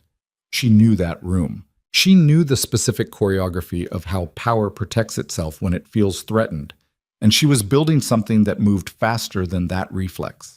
Nathan worked through the audio files with headphones, scanning timestamps, moving fast. He was looking for Damien's voice specifically, a voice he'd heard enough of in the last several hours through Rachel's account and Victoria's descriptions to have a working impression of. Lower register, clipped, the voice of a man who had learned to communicate in the abbreviated style of people who consider their time more valuable than full sentences. He found it at the 41-minute mark of a recording dated 19 days prior. He pulled off the headphones and handed them to Victoria without saying anything. She listened. The recording quality was imperfect. The audio system in Marcello's private dining room had been installed for speeches and presentations, not surveillance, and the ambient noise of the restaurant occasionally swelled and partially obscured the conversation. But the voices were distinct, and the content was not ambiguous to anyone who knew the context. Damien's voice, clipped and precise. Another voice, older, deliberate, with the particular cadence of a man who had spent decades choosing his words in rooms full of people who were listening carefully. Calvin Mercer. The timing has to be exact. If she's present for the opening motion, the petition is moot. She won't be present. I've handled the schedule. And the vote count? Ferris and Huang are confirmed. That's enough for quorum on the petition. Once she's removed from the voting record, the restructure motion passes on the existing proxies. What about the board members who are loyal to her? A pause. Loyalty is a professional position. Professional positions change when the professional environment changes. Victoria took the headphones off. She sat very still for a moment. Nathan watched her without speaking, because there was nothing to say that the recording hadn't already said more directly, and because he had learned a long time ago that there were moments when the right thing was simply to be present and quiet and not fill the space with something that felt like comfort, but was actually just discomfort management. That's Damien, she said. Yes. I've known him for 3 years. She set the headphones on the workbench. He drove me home when I had the flu and couldn't keep a cab. He remembered my mother's birthday. A pause that had something old in it. Not new grief, but old. The kind that comes from discovering that a thing you believed was real was instead a construction someone else had made and maintained for their own purposes. He was very good at it. He was, Nathan said. That's not something you should have seen through. Don't, she said quietly. I'm not making excuses for him. I'm saying that men like that are designed not to be seen through. It's not a failure of yours. It's a feature of his. She looked at him. Then she picked up the headphones again, listened to another 30 seconds of the recording, and handed them back. Copy it twice, she said. Different formats. Already on it. They worked for another 90 minutes. The bad coffee ran out and neither of them mentioned it. At some point, Victoria took off Nathan's oversized shoes and sat cross-legged on the workbench stool in her socked feet, a legal pad propped on her knee, writing in the precise shorthand of someone who had spent years condensing complex financial arguments into the minimum number of words needed to make them irrefutable. Nathan came and went, copying files, printing documents at the library 2 blocks away using his card, returning with pages still warm from the machine. At 5:47, he sat down on the other stool and ate a granola bar from a box on the shelf above the bench. The board members, he said. The ones not in Calvin's pocket. How many? Victoria was counting in her head. Definitively on my side, 3. Possibly 4. Margaret Chen will follow the evidence wherever it goes. She's been on the board since before my father died, and she has zero tolerance for procedural manipulation. She looked up. The others are complicated. Some of them genuinely believe Calvin's restructure is good strategy. They're not corrupt. They're just wrong. Those are the ones you need. I know how to talk to them. She said it without arrogance, more like someone identifying a skill the way Nathan would identify a tool on his bench, knowing its use and its limits. I've been in rooms with them for 7 years. I know what they respond to. You'll have maybe 90 seconds before Calvin tries to reframe. 60, she said. He's faster than that. She made a note on the legal pad. What I need is to control the first question. If I control the first question, I control the direction of the next 10 minutes, and 10 minutes is enough. And what's the first question? She looked at him steadily. Why is the man who organized last night's kidnapping sitting at this table? Nathan was quiet for a second. That's a good first question. I thought so. Outside, the sky was beginning to lighten, not sunrise yet, but the cautious preliminary brightening that precedes it, the gray before the gold. Nathan noticed it through the shop's small east-facing window and noted the time. 6:12. We need to move, he said. I know. Victoria uncrossed her legs and stood, and Nathan saw the wince she absorbed quickly when her left ankle took her weight. She'd taped it herself earlier with the first aid kit, tight and functional, and she hadn't mentioned it again. I need to change. I don't have anything that... I have a change of clothes in the emergency bag I keep in my office. Rachel can get them to me. She was already reaching for the burner phone. My building has a staff entrance on the south side that Damien doesn't control. It goes to facilities maintenance, separate keycard system, separate access log. She dialed. He may not know it exists. Rachel picked up in 2 rings. The conversation was brief and precise. Rachel had the emergency bag. She kept a copy of Victoria's office key for exactly this category of situation, which said something useful about Rachel Brooks that Nathan filed away. She would meet them at the staff entrance in 30 minutes. She'd also, on her own initiative, contacted Sterling Capital's outside legal counsel, a woman named Patricia Voss at a firm with no connection to Calvin Mercer, and given her a summary of the situation. Patricia Voss was, as of 90 minutes ago, aware that her client might need immediate legal representation at an emergency board meeting. She was already in transit.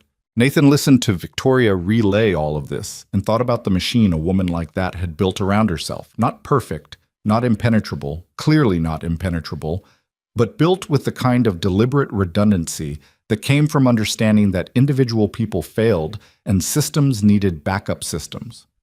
Rachel Brooks was a backup system. Patricia Voss was a backup system. The emergency bag in a locked office was a backup system.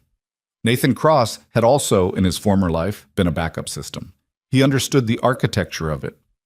Your lawyer, he said when Victoria hung up. Does she know about me? I told Rachel you exist and that you helped. Rachel told Patricia there was a civilian involved who has relevant evidence. She looked at him. Patricia's question was whether you had a criminal record. No. I told her probably not. A slight pause. She said probably not was sufficient for her purposes this morning. They left the shop at 6:22. Nathan locked it with the same 3-bolt sequence, then paused at the door with his hand still on the lock. Lily's going to wake up at Mrs. Kowalski's at 7, he said. He said it in a particular way, not to Victoria specifically, more like thinking aloud, which she was beginning to understand he did occasionally when the information was relevant but not actionable. She'll want breakfast. Mrs. Kowalski will make her oatmeal, which Lily will negotiate into oatmeal with chocolate chips, which Mrs. Kowalski will agree to because she always does. Victoria looked at him. She's fine. I know. He took his hand off the lock. I know she is. They walked. The city was in its early morning register now. Delivery trucks, a few commuters, coffee shops with their lights on and their doors just opening. The particular quality of a city getting ready rather than a city already running.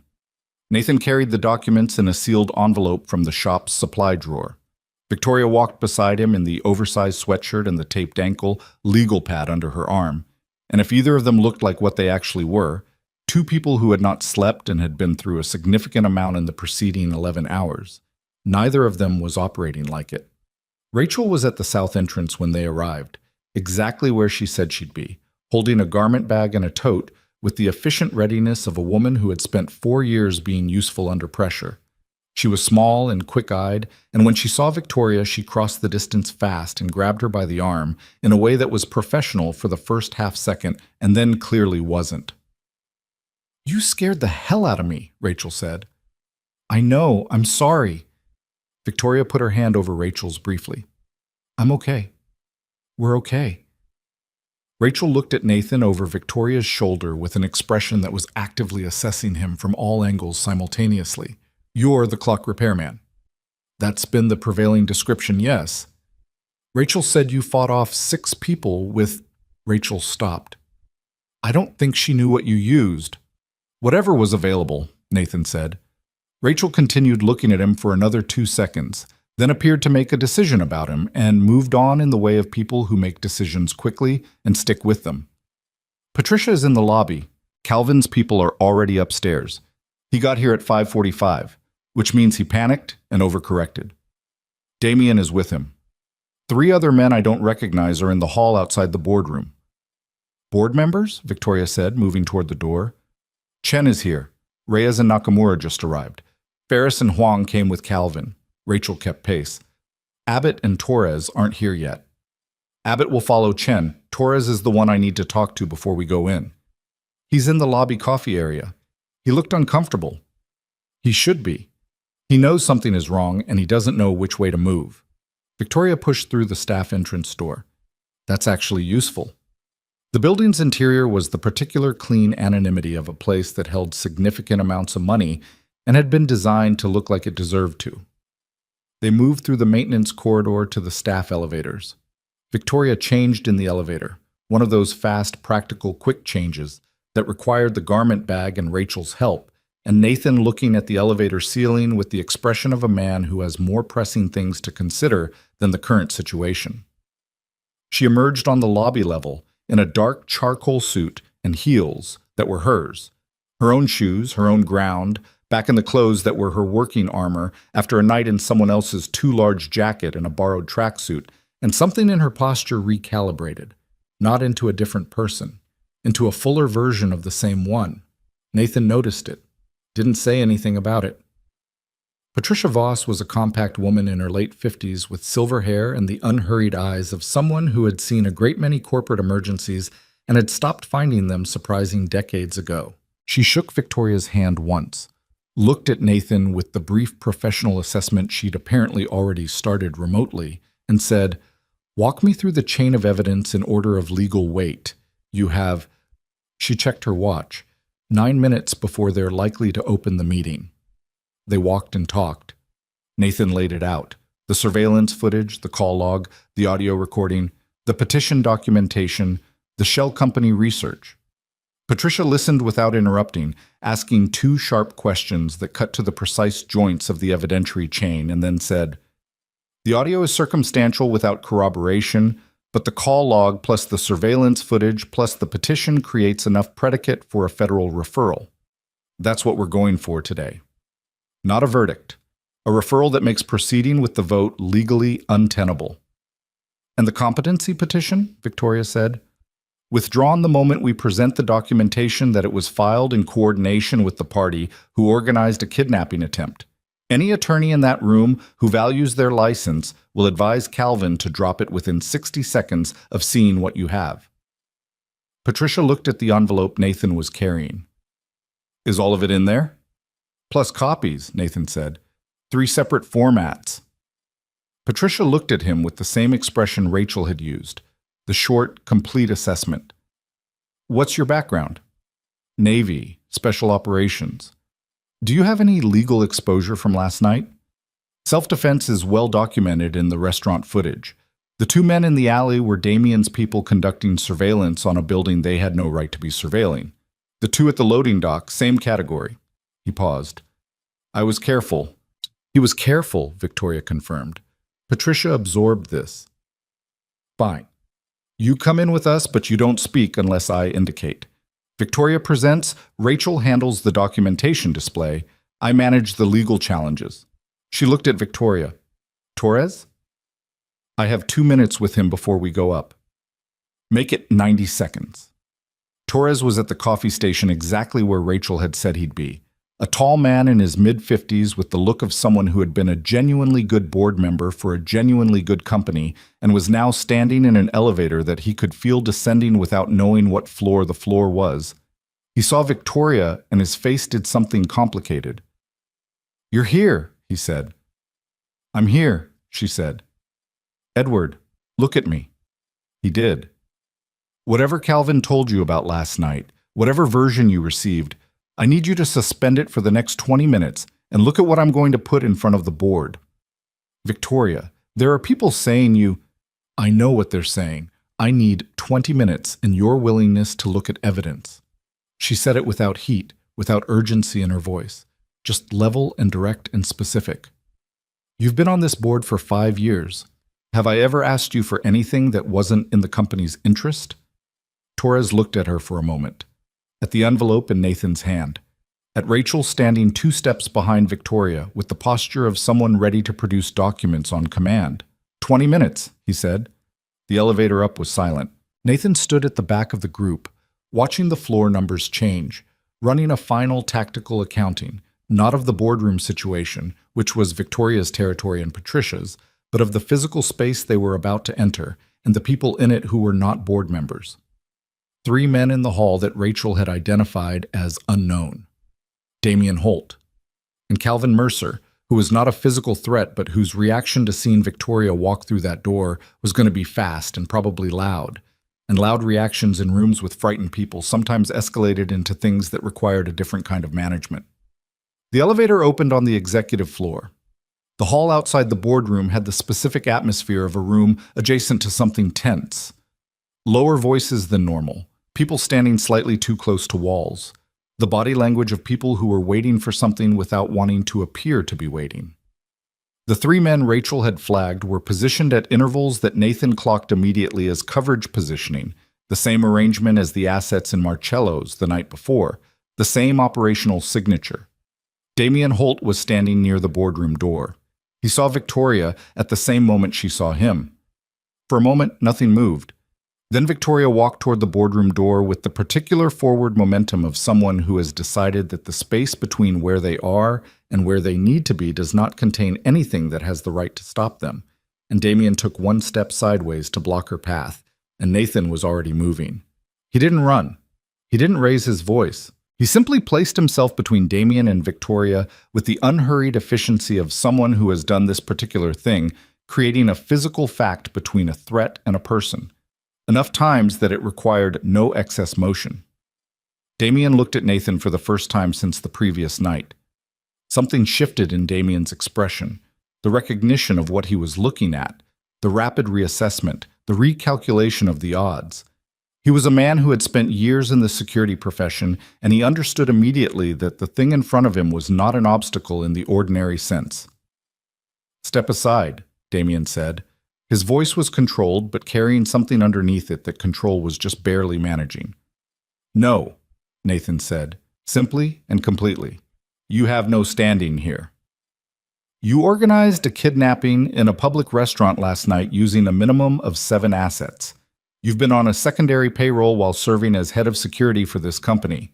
You have 3 men deployed in this hallway right now in a coverage formation that I've been looking at since the elevator opened." Nathan's voice was exactly the same as it had been in Marcello's. Flat, specific, unhurried. The voice of someone reporting facts rather than making threats. "You don't want to do the next thing you're thinking about doing." Damien's jaw tightened. The boardroom door opened from inside. Margaret Chen, older, with the look of a woman who had spent decades watching people try to do foolish things in professional settings and had developed a very efficient impatience with it. She looked at the hall, at Damien, at Nathan, at Victoria. "Victoria," she said, "come in." They went in. The boardroom held 11 people, 9 of them seated around the long table and 2 standing near the windows at the far end. Calvin Mercer was at the head of the table where Victoria's chair was. And when the door opened and he turned and saw her, his face did the thing that faces do when they have prepared for one version of a situation and been handed a completely different one. He recovered fast. Nathan gave him that. Victoria. Warm, concerned. The specific warmth of a man performing relief. "We've been worried sick. When we heard about the incident last night, are you all right? We didn't know if you were—" "Sit down, Calvin," Victoria said. The room went quiet in a specific way. Not the quiet of people who had stopped speaking, but the quiet of people who had stopped breathing. Calvin's performed warmth adjusted itself slightly. "This is a board meeting. I'd ask that we keep to—" "Patricia." Victoria held out her hand without looking back. Patricia placed the first document set into it. Victoria set it on the table in front of Margaret Chen, who picked it up immediately and began reading with the focused attention of someone who reads documents for a living and does not do it slowly. "At approximately 7:43 last night," Victoria said, 6 armed individuals entered Marcello's fine dining and attempted to take me by force. They were not attempting to kill me. They were attempting to keep me away from this room." She set the second document set at the center of the table. "I have surveillance footage from the restaurant establishing that assets connected to our head of security were positioned inside the building before I arrived. I have call log documentation establishing communication between Damien Holt and a holding company connected to a member of this board." She looked at Calvin. "I have an audio recording of that conversation." The room was completely still. Calvin's attorney, a man Nathan didn't know, seated to Calvin's right with a leather portfolio, began to say something. Patricia cut across him in the precise, clean way of someone who has been cutting across opposing counsel for 30 years. "Any evidentiary challenges to the documentation are noted and will be addressed in the appropriate form. What we are establishing right now is factual predicate sufficient to warrant the suspension of any pending motions and the immediate referral of this matter to federal oversight." This is— Calvin's voice had lost its performed warmth. It had found something harder underneath. "This is a disruption tactic. Victoria was involved in an incident last night that raises serious questions about her." "The competency petition you filed 2 weeks ago," Victoria said. "Sealed, dated, filed while you were coordinating with Damien Holt regarding last night's operation." She set the third document in front of Margaret Chen. "We have the filing. We have the seal log. We have the timeline." Calvin's attorney put his hand on Calvin's arm. Calvin shook it off. He was looking at Victoria with something that had dropped all its professional layering, just the bare thing underneath, which was the look of a man watching his plan come apart in real time and not yet accepting that it was happening. "You can't prove. Play it," Victoria said. Rachel had the laptop open. The audio from the flashcard came through the room's presentation speakers. Not clean, not studio quality, with the ambient sounds of a restaurant in the background, but clear enough. Damien's voice. Calvin's voice. "The timing has to be exact. If she's present for the opening motion, the petition is moot. She won't be present. I've handled the schedule." The room stayed still through it. When it ended, the only sound for a moment was the HVAC system, and somewhere far below, the sound of the city. Mercer stood up. It was not a controlled gesture. It was the standing up of a man whose body had made a decision that his brain was slightly behind on. And in the space between decision and thought, he moved toward Victoria with the specific forward momentum of someone who had run out of other options and was operating on something more primitive. Nathan was already between them. He didn't wait for Mercer to reach a threshold. He moved when Mercer stood, crossing the distance in 4 steps, placing himself in the path. And when Mercer kept coming, Nathan took his arm at the wrist and elbow with the controlled precision of someone who knew exactly how much force was needed to stop a man's forward movement without damaging anything that wouldn't heal. Mercer's momentum reversed. He went to one knee with the table edge stopping him, gasping at the pressure on his arm, which Nathan maintained for exactly 2 seconds, long enough to be unambiguous, and then released. Damien had come through the boardroom door. He had his hand behind his back. Nathan turned from Mercer and looked at Damien and said nothing, because there was nothing to say that the situation hadn't already said. Damien read it. His hand came out from behind his back empty. His jaw worked once. "Federal agents are in the building," Patricia said from behind Nathan, without any particular inflection, the way you state facts that are simply true. "They've been briefed. They've been here for the last 12 minutes. She looked at Damien. "The men in the hallway have already been detained." Damien looked at the door, at Nathan, at Victoria. He sat down on the floor. The specific sitting down of someone whose body has made a different kind of decision than Mercer's. The one that calculates and arrives at the conclusion that the calculation is over. 2 federal agents came through the boardroom door 30 seconds later, which was not 12 minutes, but Patricia Voss had a particular relationship with precision that was contextually flexible, and Nathan found he didn't object to it. The board watched Calvin Mercer and Damien Holt leave the room with federal agents. Not in handcuffs, not yet. That particular formality would come later and elsewhere. With the specific stunned attention of people who had come to a business meeting and were now witnesses to something that none of them would entirely know how to account for in their calendar notes. Margaret Chen set down the document she'd been reading and looked at Victoria. "Motion to table all pending agenda items pending legal review," she said, with the brisk economy of a woman who had been running board meetings since before some of the people in this room were in college. "Seconded," Torres said immediately. It passed unanimously. Victoria stood at the head of the table, her room, the room she'd been building toward for 8 months of her life being used as a mechanism against her. And she looked, Nathan thought from where he stood near the door, like someone who was holding a great deal of weight with the particular straightness of a person who does not intend to drop it. She looked back at him once. He was already moving toward the door. Not away, just to the side, out of the frame, back into the peripheral space he'd been operating in since the whole evening had begun. Not because the situation required it, but because it was where he was comfortable, and because the room she was standing in was hers, and the people in it were hers to address, and he was, whatever he was, not a part of that furniture. The federal agents were in the hall with Calvin and Damien. One of them, a woman in a dark suit, stopped Nathan as he stepped out. "Nathan Cross?" "Yes." "We'll need a statement." "I know." He glanced back through the still open boardroom door. Victoria was speaking to Margaret Chen. Rachel was beside her, producing documents with the efficiency of someone who has been preparing for this particular moment since 4 a.m. "I have time." He stood in the hall and gave his statement to the federal agent in the precise, sequenced way he used to give mission reports. Not embellished, not minimized, just the facts in the order they occurred. The agent took notes and asked the kind of questions that told Nathan she was good at her job. He answered all of them. When he was done, he sat in a chair against the hall wall and waited, because there were still things to do that required his presence, and he wasn't the kind of person who left before a thing was finished. Through the boardroom door, he could hear Victoria's voice. Not the words, just the cadence of it. The steady, clear cadence of someone who knew what they were doing and why they were there and was not, in this moment, operating from fear. He thought about Lily waking up at Mrs. Kowalski's apartment, about oatmeal, about the particular negotiation over chocolate chips that he knew was happening right now somewhere across the city in a warm kitchen that smelled like coffee and had a cat named Gerald who refused to acknowledge anyone under the age of 40. He rubbed his face with both hands, checked his watch, looked at the wall. The city moved outside the building's glass skin, enormous and indifferent, and going about its Wednesday with full ignorance of the particular thing that had just concluded on the 14th floor.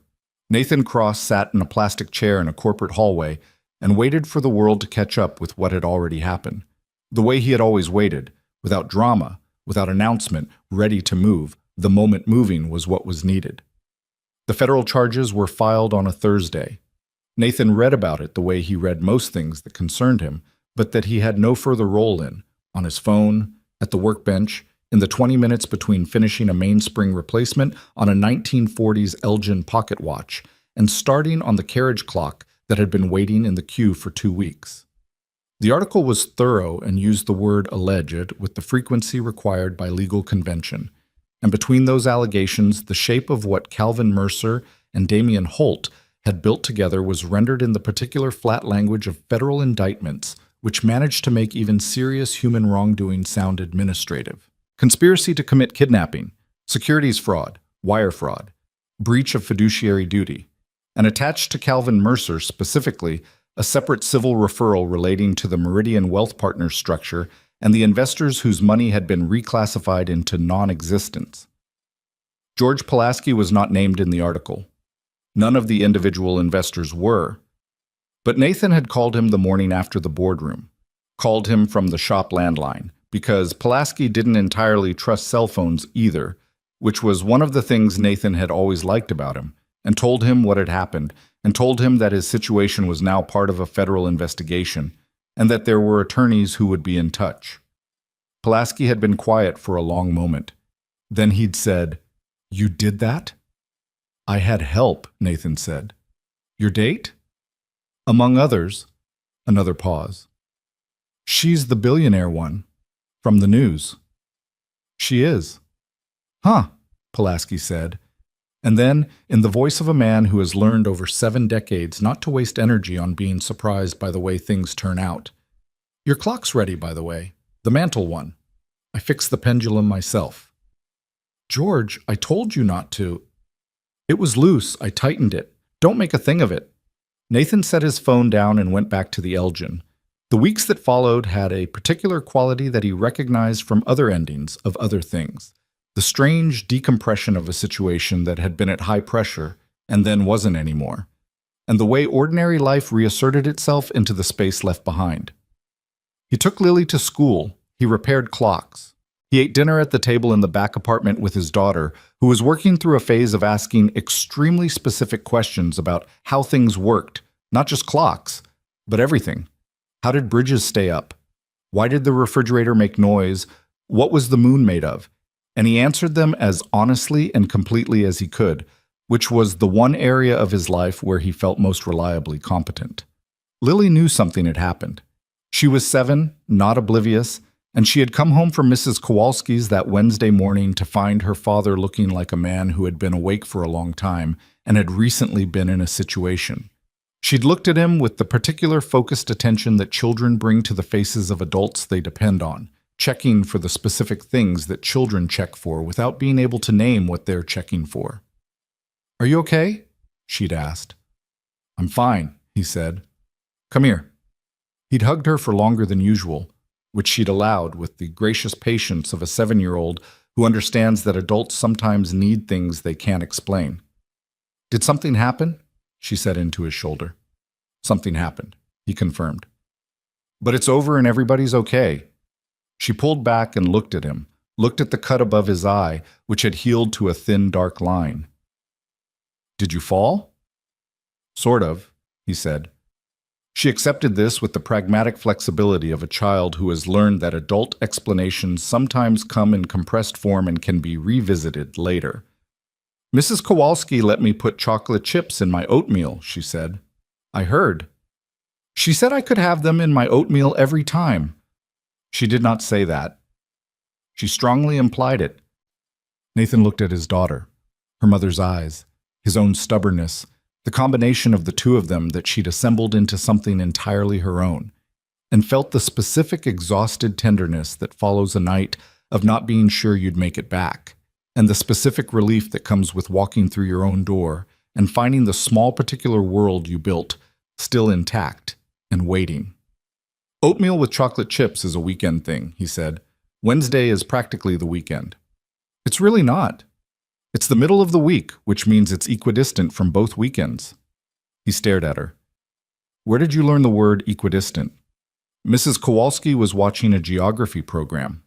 He made her oatmeal without chocolate chips, and she ate it without complaining, which was its own form of grace. The first time Victoria came to the shop after everything, it was on a Tuesday afternoon 3 weeks after the boardroom. Not the day of the federal filing, not the day the news cycle had found Nathan's name, buried in the 5th paragraph of the initial coverage, described as a private individual who provided material assistance, which was exactly the level of description he preferred. But 3 weeks later, when the story had moved from breaking to ongoing to the kind of background legal process that would run for months before it reached any resolution. He heard the bell above the front door and came out from the back, expecting a customer who'd called about a grandfather clock, and found Victoria Sterling standing in the middle of his shop in a coat he didn't recognize, looking at the clocks in the window with her hands in her pockets. She looked different than she had at the board meeting, less armored, not soft. Victoria Sterling was not a person who moved through the world softly, but without the specific tightness that came from operating under sustained threat.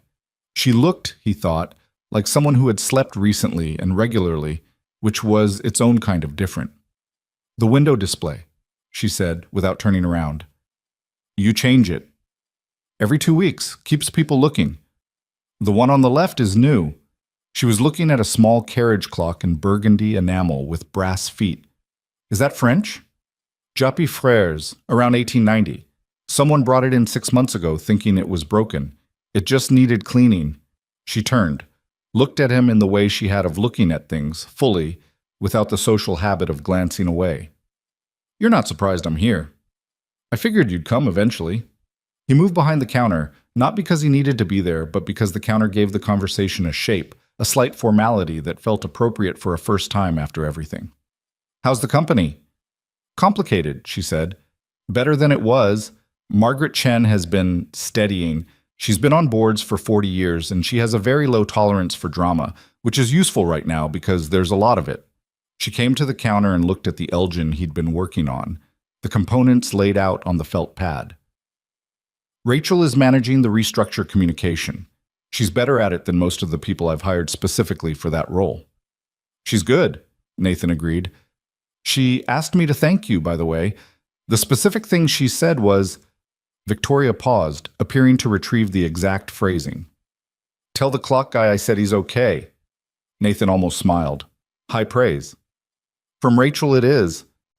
Victoria looked around the shop again, at the clocks, at the workbench, at the shelf of small drawers with their handwritten labels, at the crayon drawing visible through the open door to the back. How's Lily? Campaigning aggressively for a dog, currently at 4 consecutive days of sustained argument, which is a personal record for her. Are you going to get one? I'm holding out for a compromise. Maybe a fish. She's 7. She'll eat you alive on the negotiation. I know.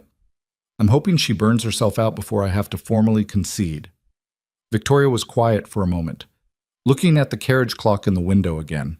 Nathan waited because he had learned in the past 3 weeks, through a careful accounting of everything that had happened and his own honest assessment of what he felt about it, that patience with this particular woman was both necessary and, as it turned out, not difficult to maintain. I want to commission something, she said. He waited. She reached into her coat pocket and produced a small object wrapped in a soft cloth. She set it on the counter and unfolded the cloth carefully, with the specific care of someone handling something that matters. It was a pocket watch. Gold case, worn at the edges with the wear of decades of being handled by someone who carried it daily. The crystal was cracked, and the hands had stopped at 723, and the case was engraved on the back with initials that Nathan read upside down without meaning to, R.S. My father's, Victoria said. He carried it every day until he died. It stopped the year I started the company. She looked at it. I've had it in a box for 7 years. I keep meaning to do something with it, and then not knowing what. Nathan picked it up carefully, opened the case. The movement inside was a manual wind, mid-century Swiss manufacture, quality piece for its era. The damage was to the escapement, repairable, not catastrophic, the kind of repair that required patience and a steady hand and the particular attention that he gave to things he considered worth restoring. "I can fix this," he said. "I know you can." She paused. "I looked you up, actually, before Daniel arranged the dinner. I'd already looked up Nathan Cross of Pilsen before I walked into Marcello's."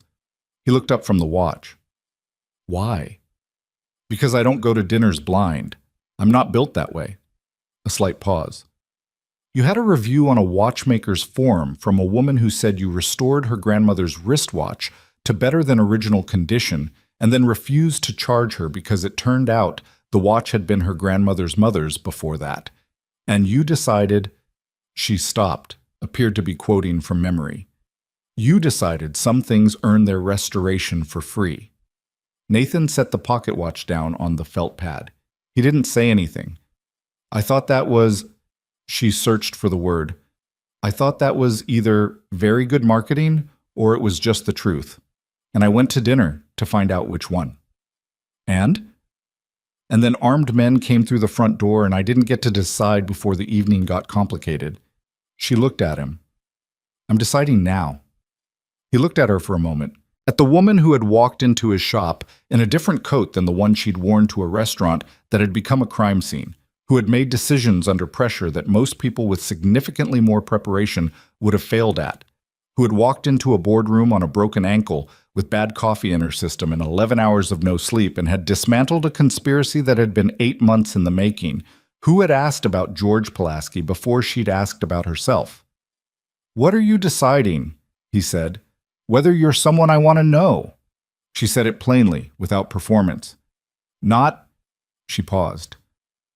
"Not in the way that comes with a press release or a thank you speech. I'm not here to make you a hero in a story about me. I'm here because I spent 3 weeks thinking about the last conversation we had in this building, and I wanted to have another one." Nathan leaned his elbows on the counter, looked at the pocket watch between them. "What were you thinking about specifically?" "You said that some things can be fixed if you understand how they were built and what broke them." She nodded at the watch. "You said it the first time we talked, about clocks. But I don't think you were only talking about clocks." He considered that. "I was talking about clocks," he said. "But you're not wrong." She waited. "I'm not easy to know," he said. It wasn't a warning, just a statement of fact, the way he stated most facts. "I work long hours and I have a daughter who is the first priority, and there are parts of my life I don't talk about easily or quickly." He looked up from the watch.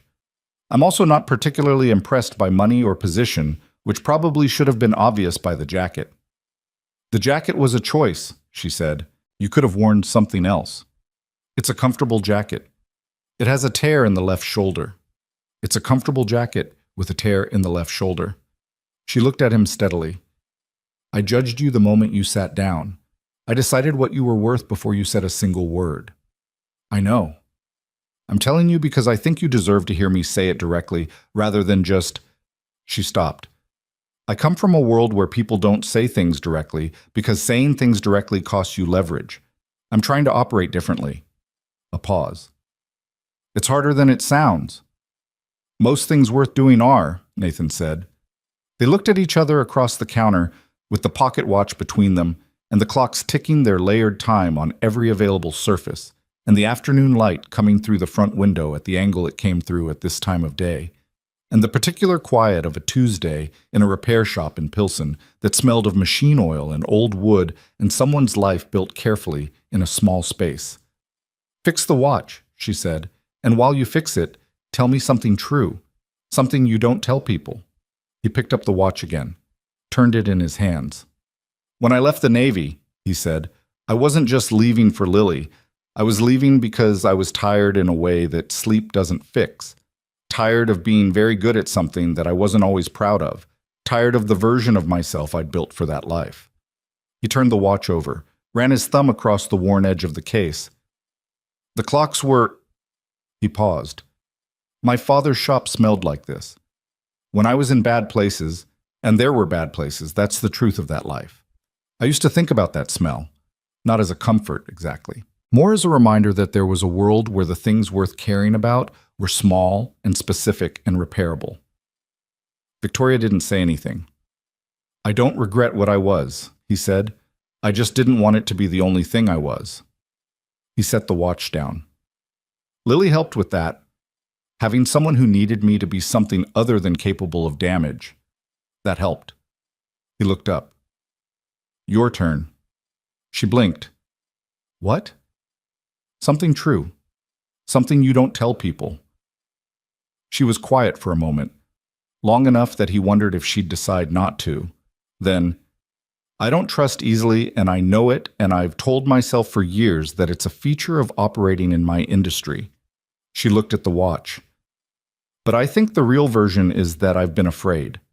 Not of specific people or specific situations. I'm not particularly afraid of those. Afraid of building something real with someone and having it turn out to be built on a version of me they invented rather than the actual me." She paused. "Most people who want to be close to Victoria Sterling want to be close to the company, or the position, or the version of me that exists in quarterly reports. The actual me is considerably less impressive and considerably more—" She searched. "Difficult."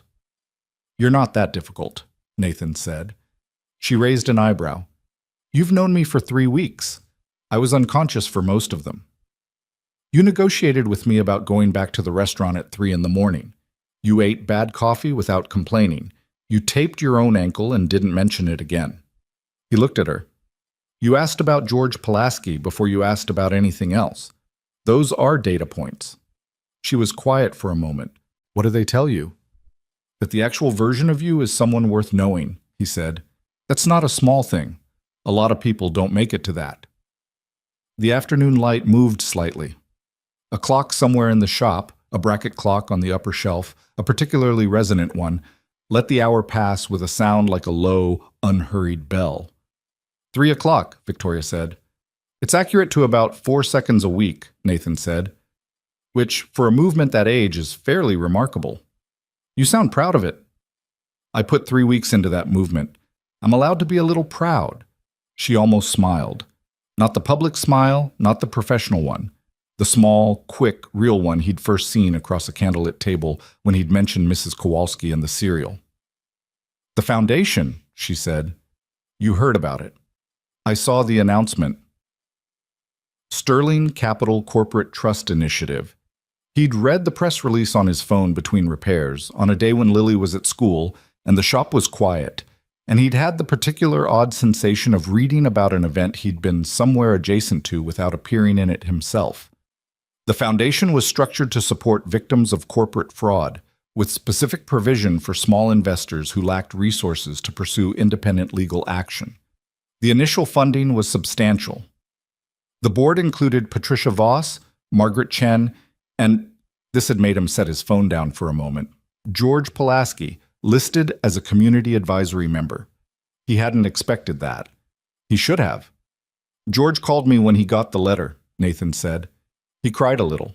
He said he was embarrassed about it. "What did you say?" "I said it seemed like a reasonable response." Victoria looked at the counter. "He sent me a card, handwritten. He has very neat handwriting for a man his age." A pause.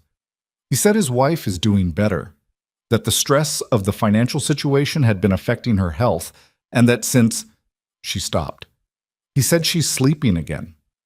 Nathan absorbed that, filed it in the category of things that were not tactical or strategic or relevant to anything except the simple accounting of human cause and effect, the way one thing done carefully in the right direction can create warmth in a place you never expected it to reach. "The event is next month," Victoria said. "The foundation launch. It's at the Meridian Center. I know, I'm aware of the irony of the name. It was booked before everything happened, and rebooking it felt like letting it win." She looked up at him. "I'm not going to ask you to come and stand on a stage and be thanked publicly for something you did because I know you'd rather—" She paused. "What would you rather do?" "Watch from the back," he said. "If I came at all." "Would you?" He looked at the pocket watch on the felt pad. "This will take about 2 weeks. The escapement needs new parts sourced. I know someone in Geneva who carries Jappy Frere's components, but it takes time." He picked up a pen and wrote his estimate on the order pad beside the register. You can come by and check progress if you want. That's not an answer to my question. It's an answer to a question, he said. Whether it's the same question is something we can figure out over the next 2 weeks. She looked at him for a moment with the particular directness that was just her. Not aggressive, not performed, just a way of seeing that didn't bother with the usual social deflections. Then she nodded once, the nod of someone who has decided to accept a reasonable proposal. 2 weeks, she said. 2 weeks, he agreed. She buttoned her coat, looked at the carriage clock in the window again. The French one. The burgundy. What about it? Does it chime? Every quarter hour, very clear tone. I'll think about it, she said, which they both understood was not the same as no. The bell above the door sounded when she left, the same small bell that announced every arrival and departure, the same bell Lily had accidentally broken and then fixed herself with a rubber band and a paperclip in a repair that was arguably more creative than structurally sound. Nathan had replaced it properly, but kept the rubber band in the drawer beside the register, because some things earned their place in the inventory of a life by being the first attempt rather than the correct one. He stood at the counter for a moment after the door closed, with the pocket watch in front of him and the clocks making their particular collective sound, and he thought about what he'd said to her. Some things can be fixed if you understand how they were built and what broke them, and whether that was true beyond the category of machines with mechanical movements and measurable tolerances. He thought it probably was. He also thought that knowing something was fixable and actually doing the work of fixing it were two different things, and that the second required a longer commitment than the first, and more willingness to be wrong about your progress along the way. He thought about his father's shop and the particular patience of the work, the way you couldn't rush a movement that needed to find its own equilibrium, the way you could only prepare it correctly and then let it run and see. He picked up the pocket watch, opened the case again. The engraving on the inside of the cover, for Robert, with everything, was in a different hand than the initials on the back. A woman's handwriting, or anyway the handwriting of someone who wrote with more flourish than economy. He set it carefully on the felt pad and reached for his tools. A month later, Nathan Cross stood at the back of a room full of people in the Meridian Center and watched Victoria Sterling speak from a podium about what this foundation was for and why it mattered and who it was meant to serve. And she spoke without notes in the clear, direct way she had of saying things when she wasn't performing for a room, but actually talking to it. She mentioned George Pulaski by name. She'd asked him first, he'd told Nathan afterward, and Pulaski had said yes with the uncomplicated acceptance of a man who had decided that being named in a room full of people wasn't the embarrassing thing. The embarrassing thing was what had happened to him, and this wasn't that. Nathan stood near an exit column with his hands in the pockets of a jacket that was not the faded one. This one was newer. Lily had insisted on it after a brief but highly motivated negotiation campaign that had coincided with and possibly been related to the campaign for the dog, which had ultimately resolved in favor of a medium-sized dog named Sprocket, who had been with them for 2 weeks and had already broken one lamp and stolen Nathan's left shoe on 3 separate occasions. He watched Victoria from across the room. She hadn't looked for him yet. She was working, doing the thing she was built to do, the thing that she was genuinely remarkable at, the organized and rigorous and occasionally ruthless work of building something that mattered and keeping it honest. She found him near the end, when the formal part was over and the room was moving into the loose social configuration of events winding down. She crossed the room without making a production of it, just the direct movement of someone who has identified where they're going and is going there, and stopped beside him at the column. "You're wearing a different jacket," she said. "My daughter staged an intervention." Smart kid. Terrifyingly so. He looked at her. "Good speech." "I meant what I said." "I know you did. That's why it was good." They stood beside the column for a moment, watching the room with its people and its sound and its particular energy of a new thing beginning rather than an old thing ending, and neither of them said anything for long enough that it stopped being a pause and became something else. The comfortable silence of two people who had stopped needing to fill the space between them. "Side entrance?" Victoria said. "Side entrance," he agreed. They left the way they'd always moved best, quietly, without announcement, through the door that led to the ordinary night rather than the lit stage of the main exit. The Chicago air was cold and clear and tasted of the lake and the particular metallic edge of a city in autumn, and the street outside was indifferent and enormous, and going about its business with no interest in either of them. Victoria put her hand through his arm as they walked. Not a grand gesture, just a practical adjustment to the cold, or anyway, that was one way to read it. And Nathan Cross was a man who had learned that the way you read things shaped what they became, and he chose to read it as what it was: two people choosing the same direction at the same pace through the same dark. There are things you can plan for and things you can't. Nathan had understood this longer and more completely than most people, and had organized his life accordingly, prepared for the unpredictable, honest about the limits of his own foresight, suspicious of any version of certainty that required you to ignore what was actually in front of you. What was in front of him now was uncomplicated and considerable, and he didn't try to make it smaller than it was, because small minds made things smaller, and he was trying, in all the ordinary ways and some of the harder ones, not to do that. Lily was home with Mrs. Kowalski and Sprocket. The pocket watch, RS, for Robert, with everything, was running accurately in the drawer of Victoria's desk at Sterling Capital, keeping the time it had been built to keep, restored not to perfect but to honest, which was the only kind of restoration that lasted. The city moved around them. The streetlights did their patient yellow work. They walked.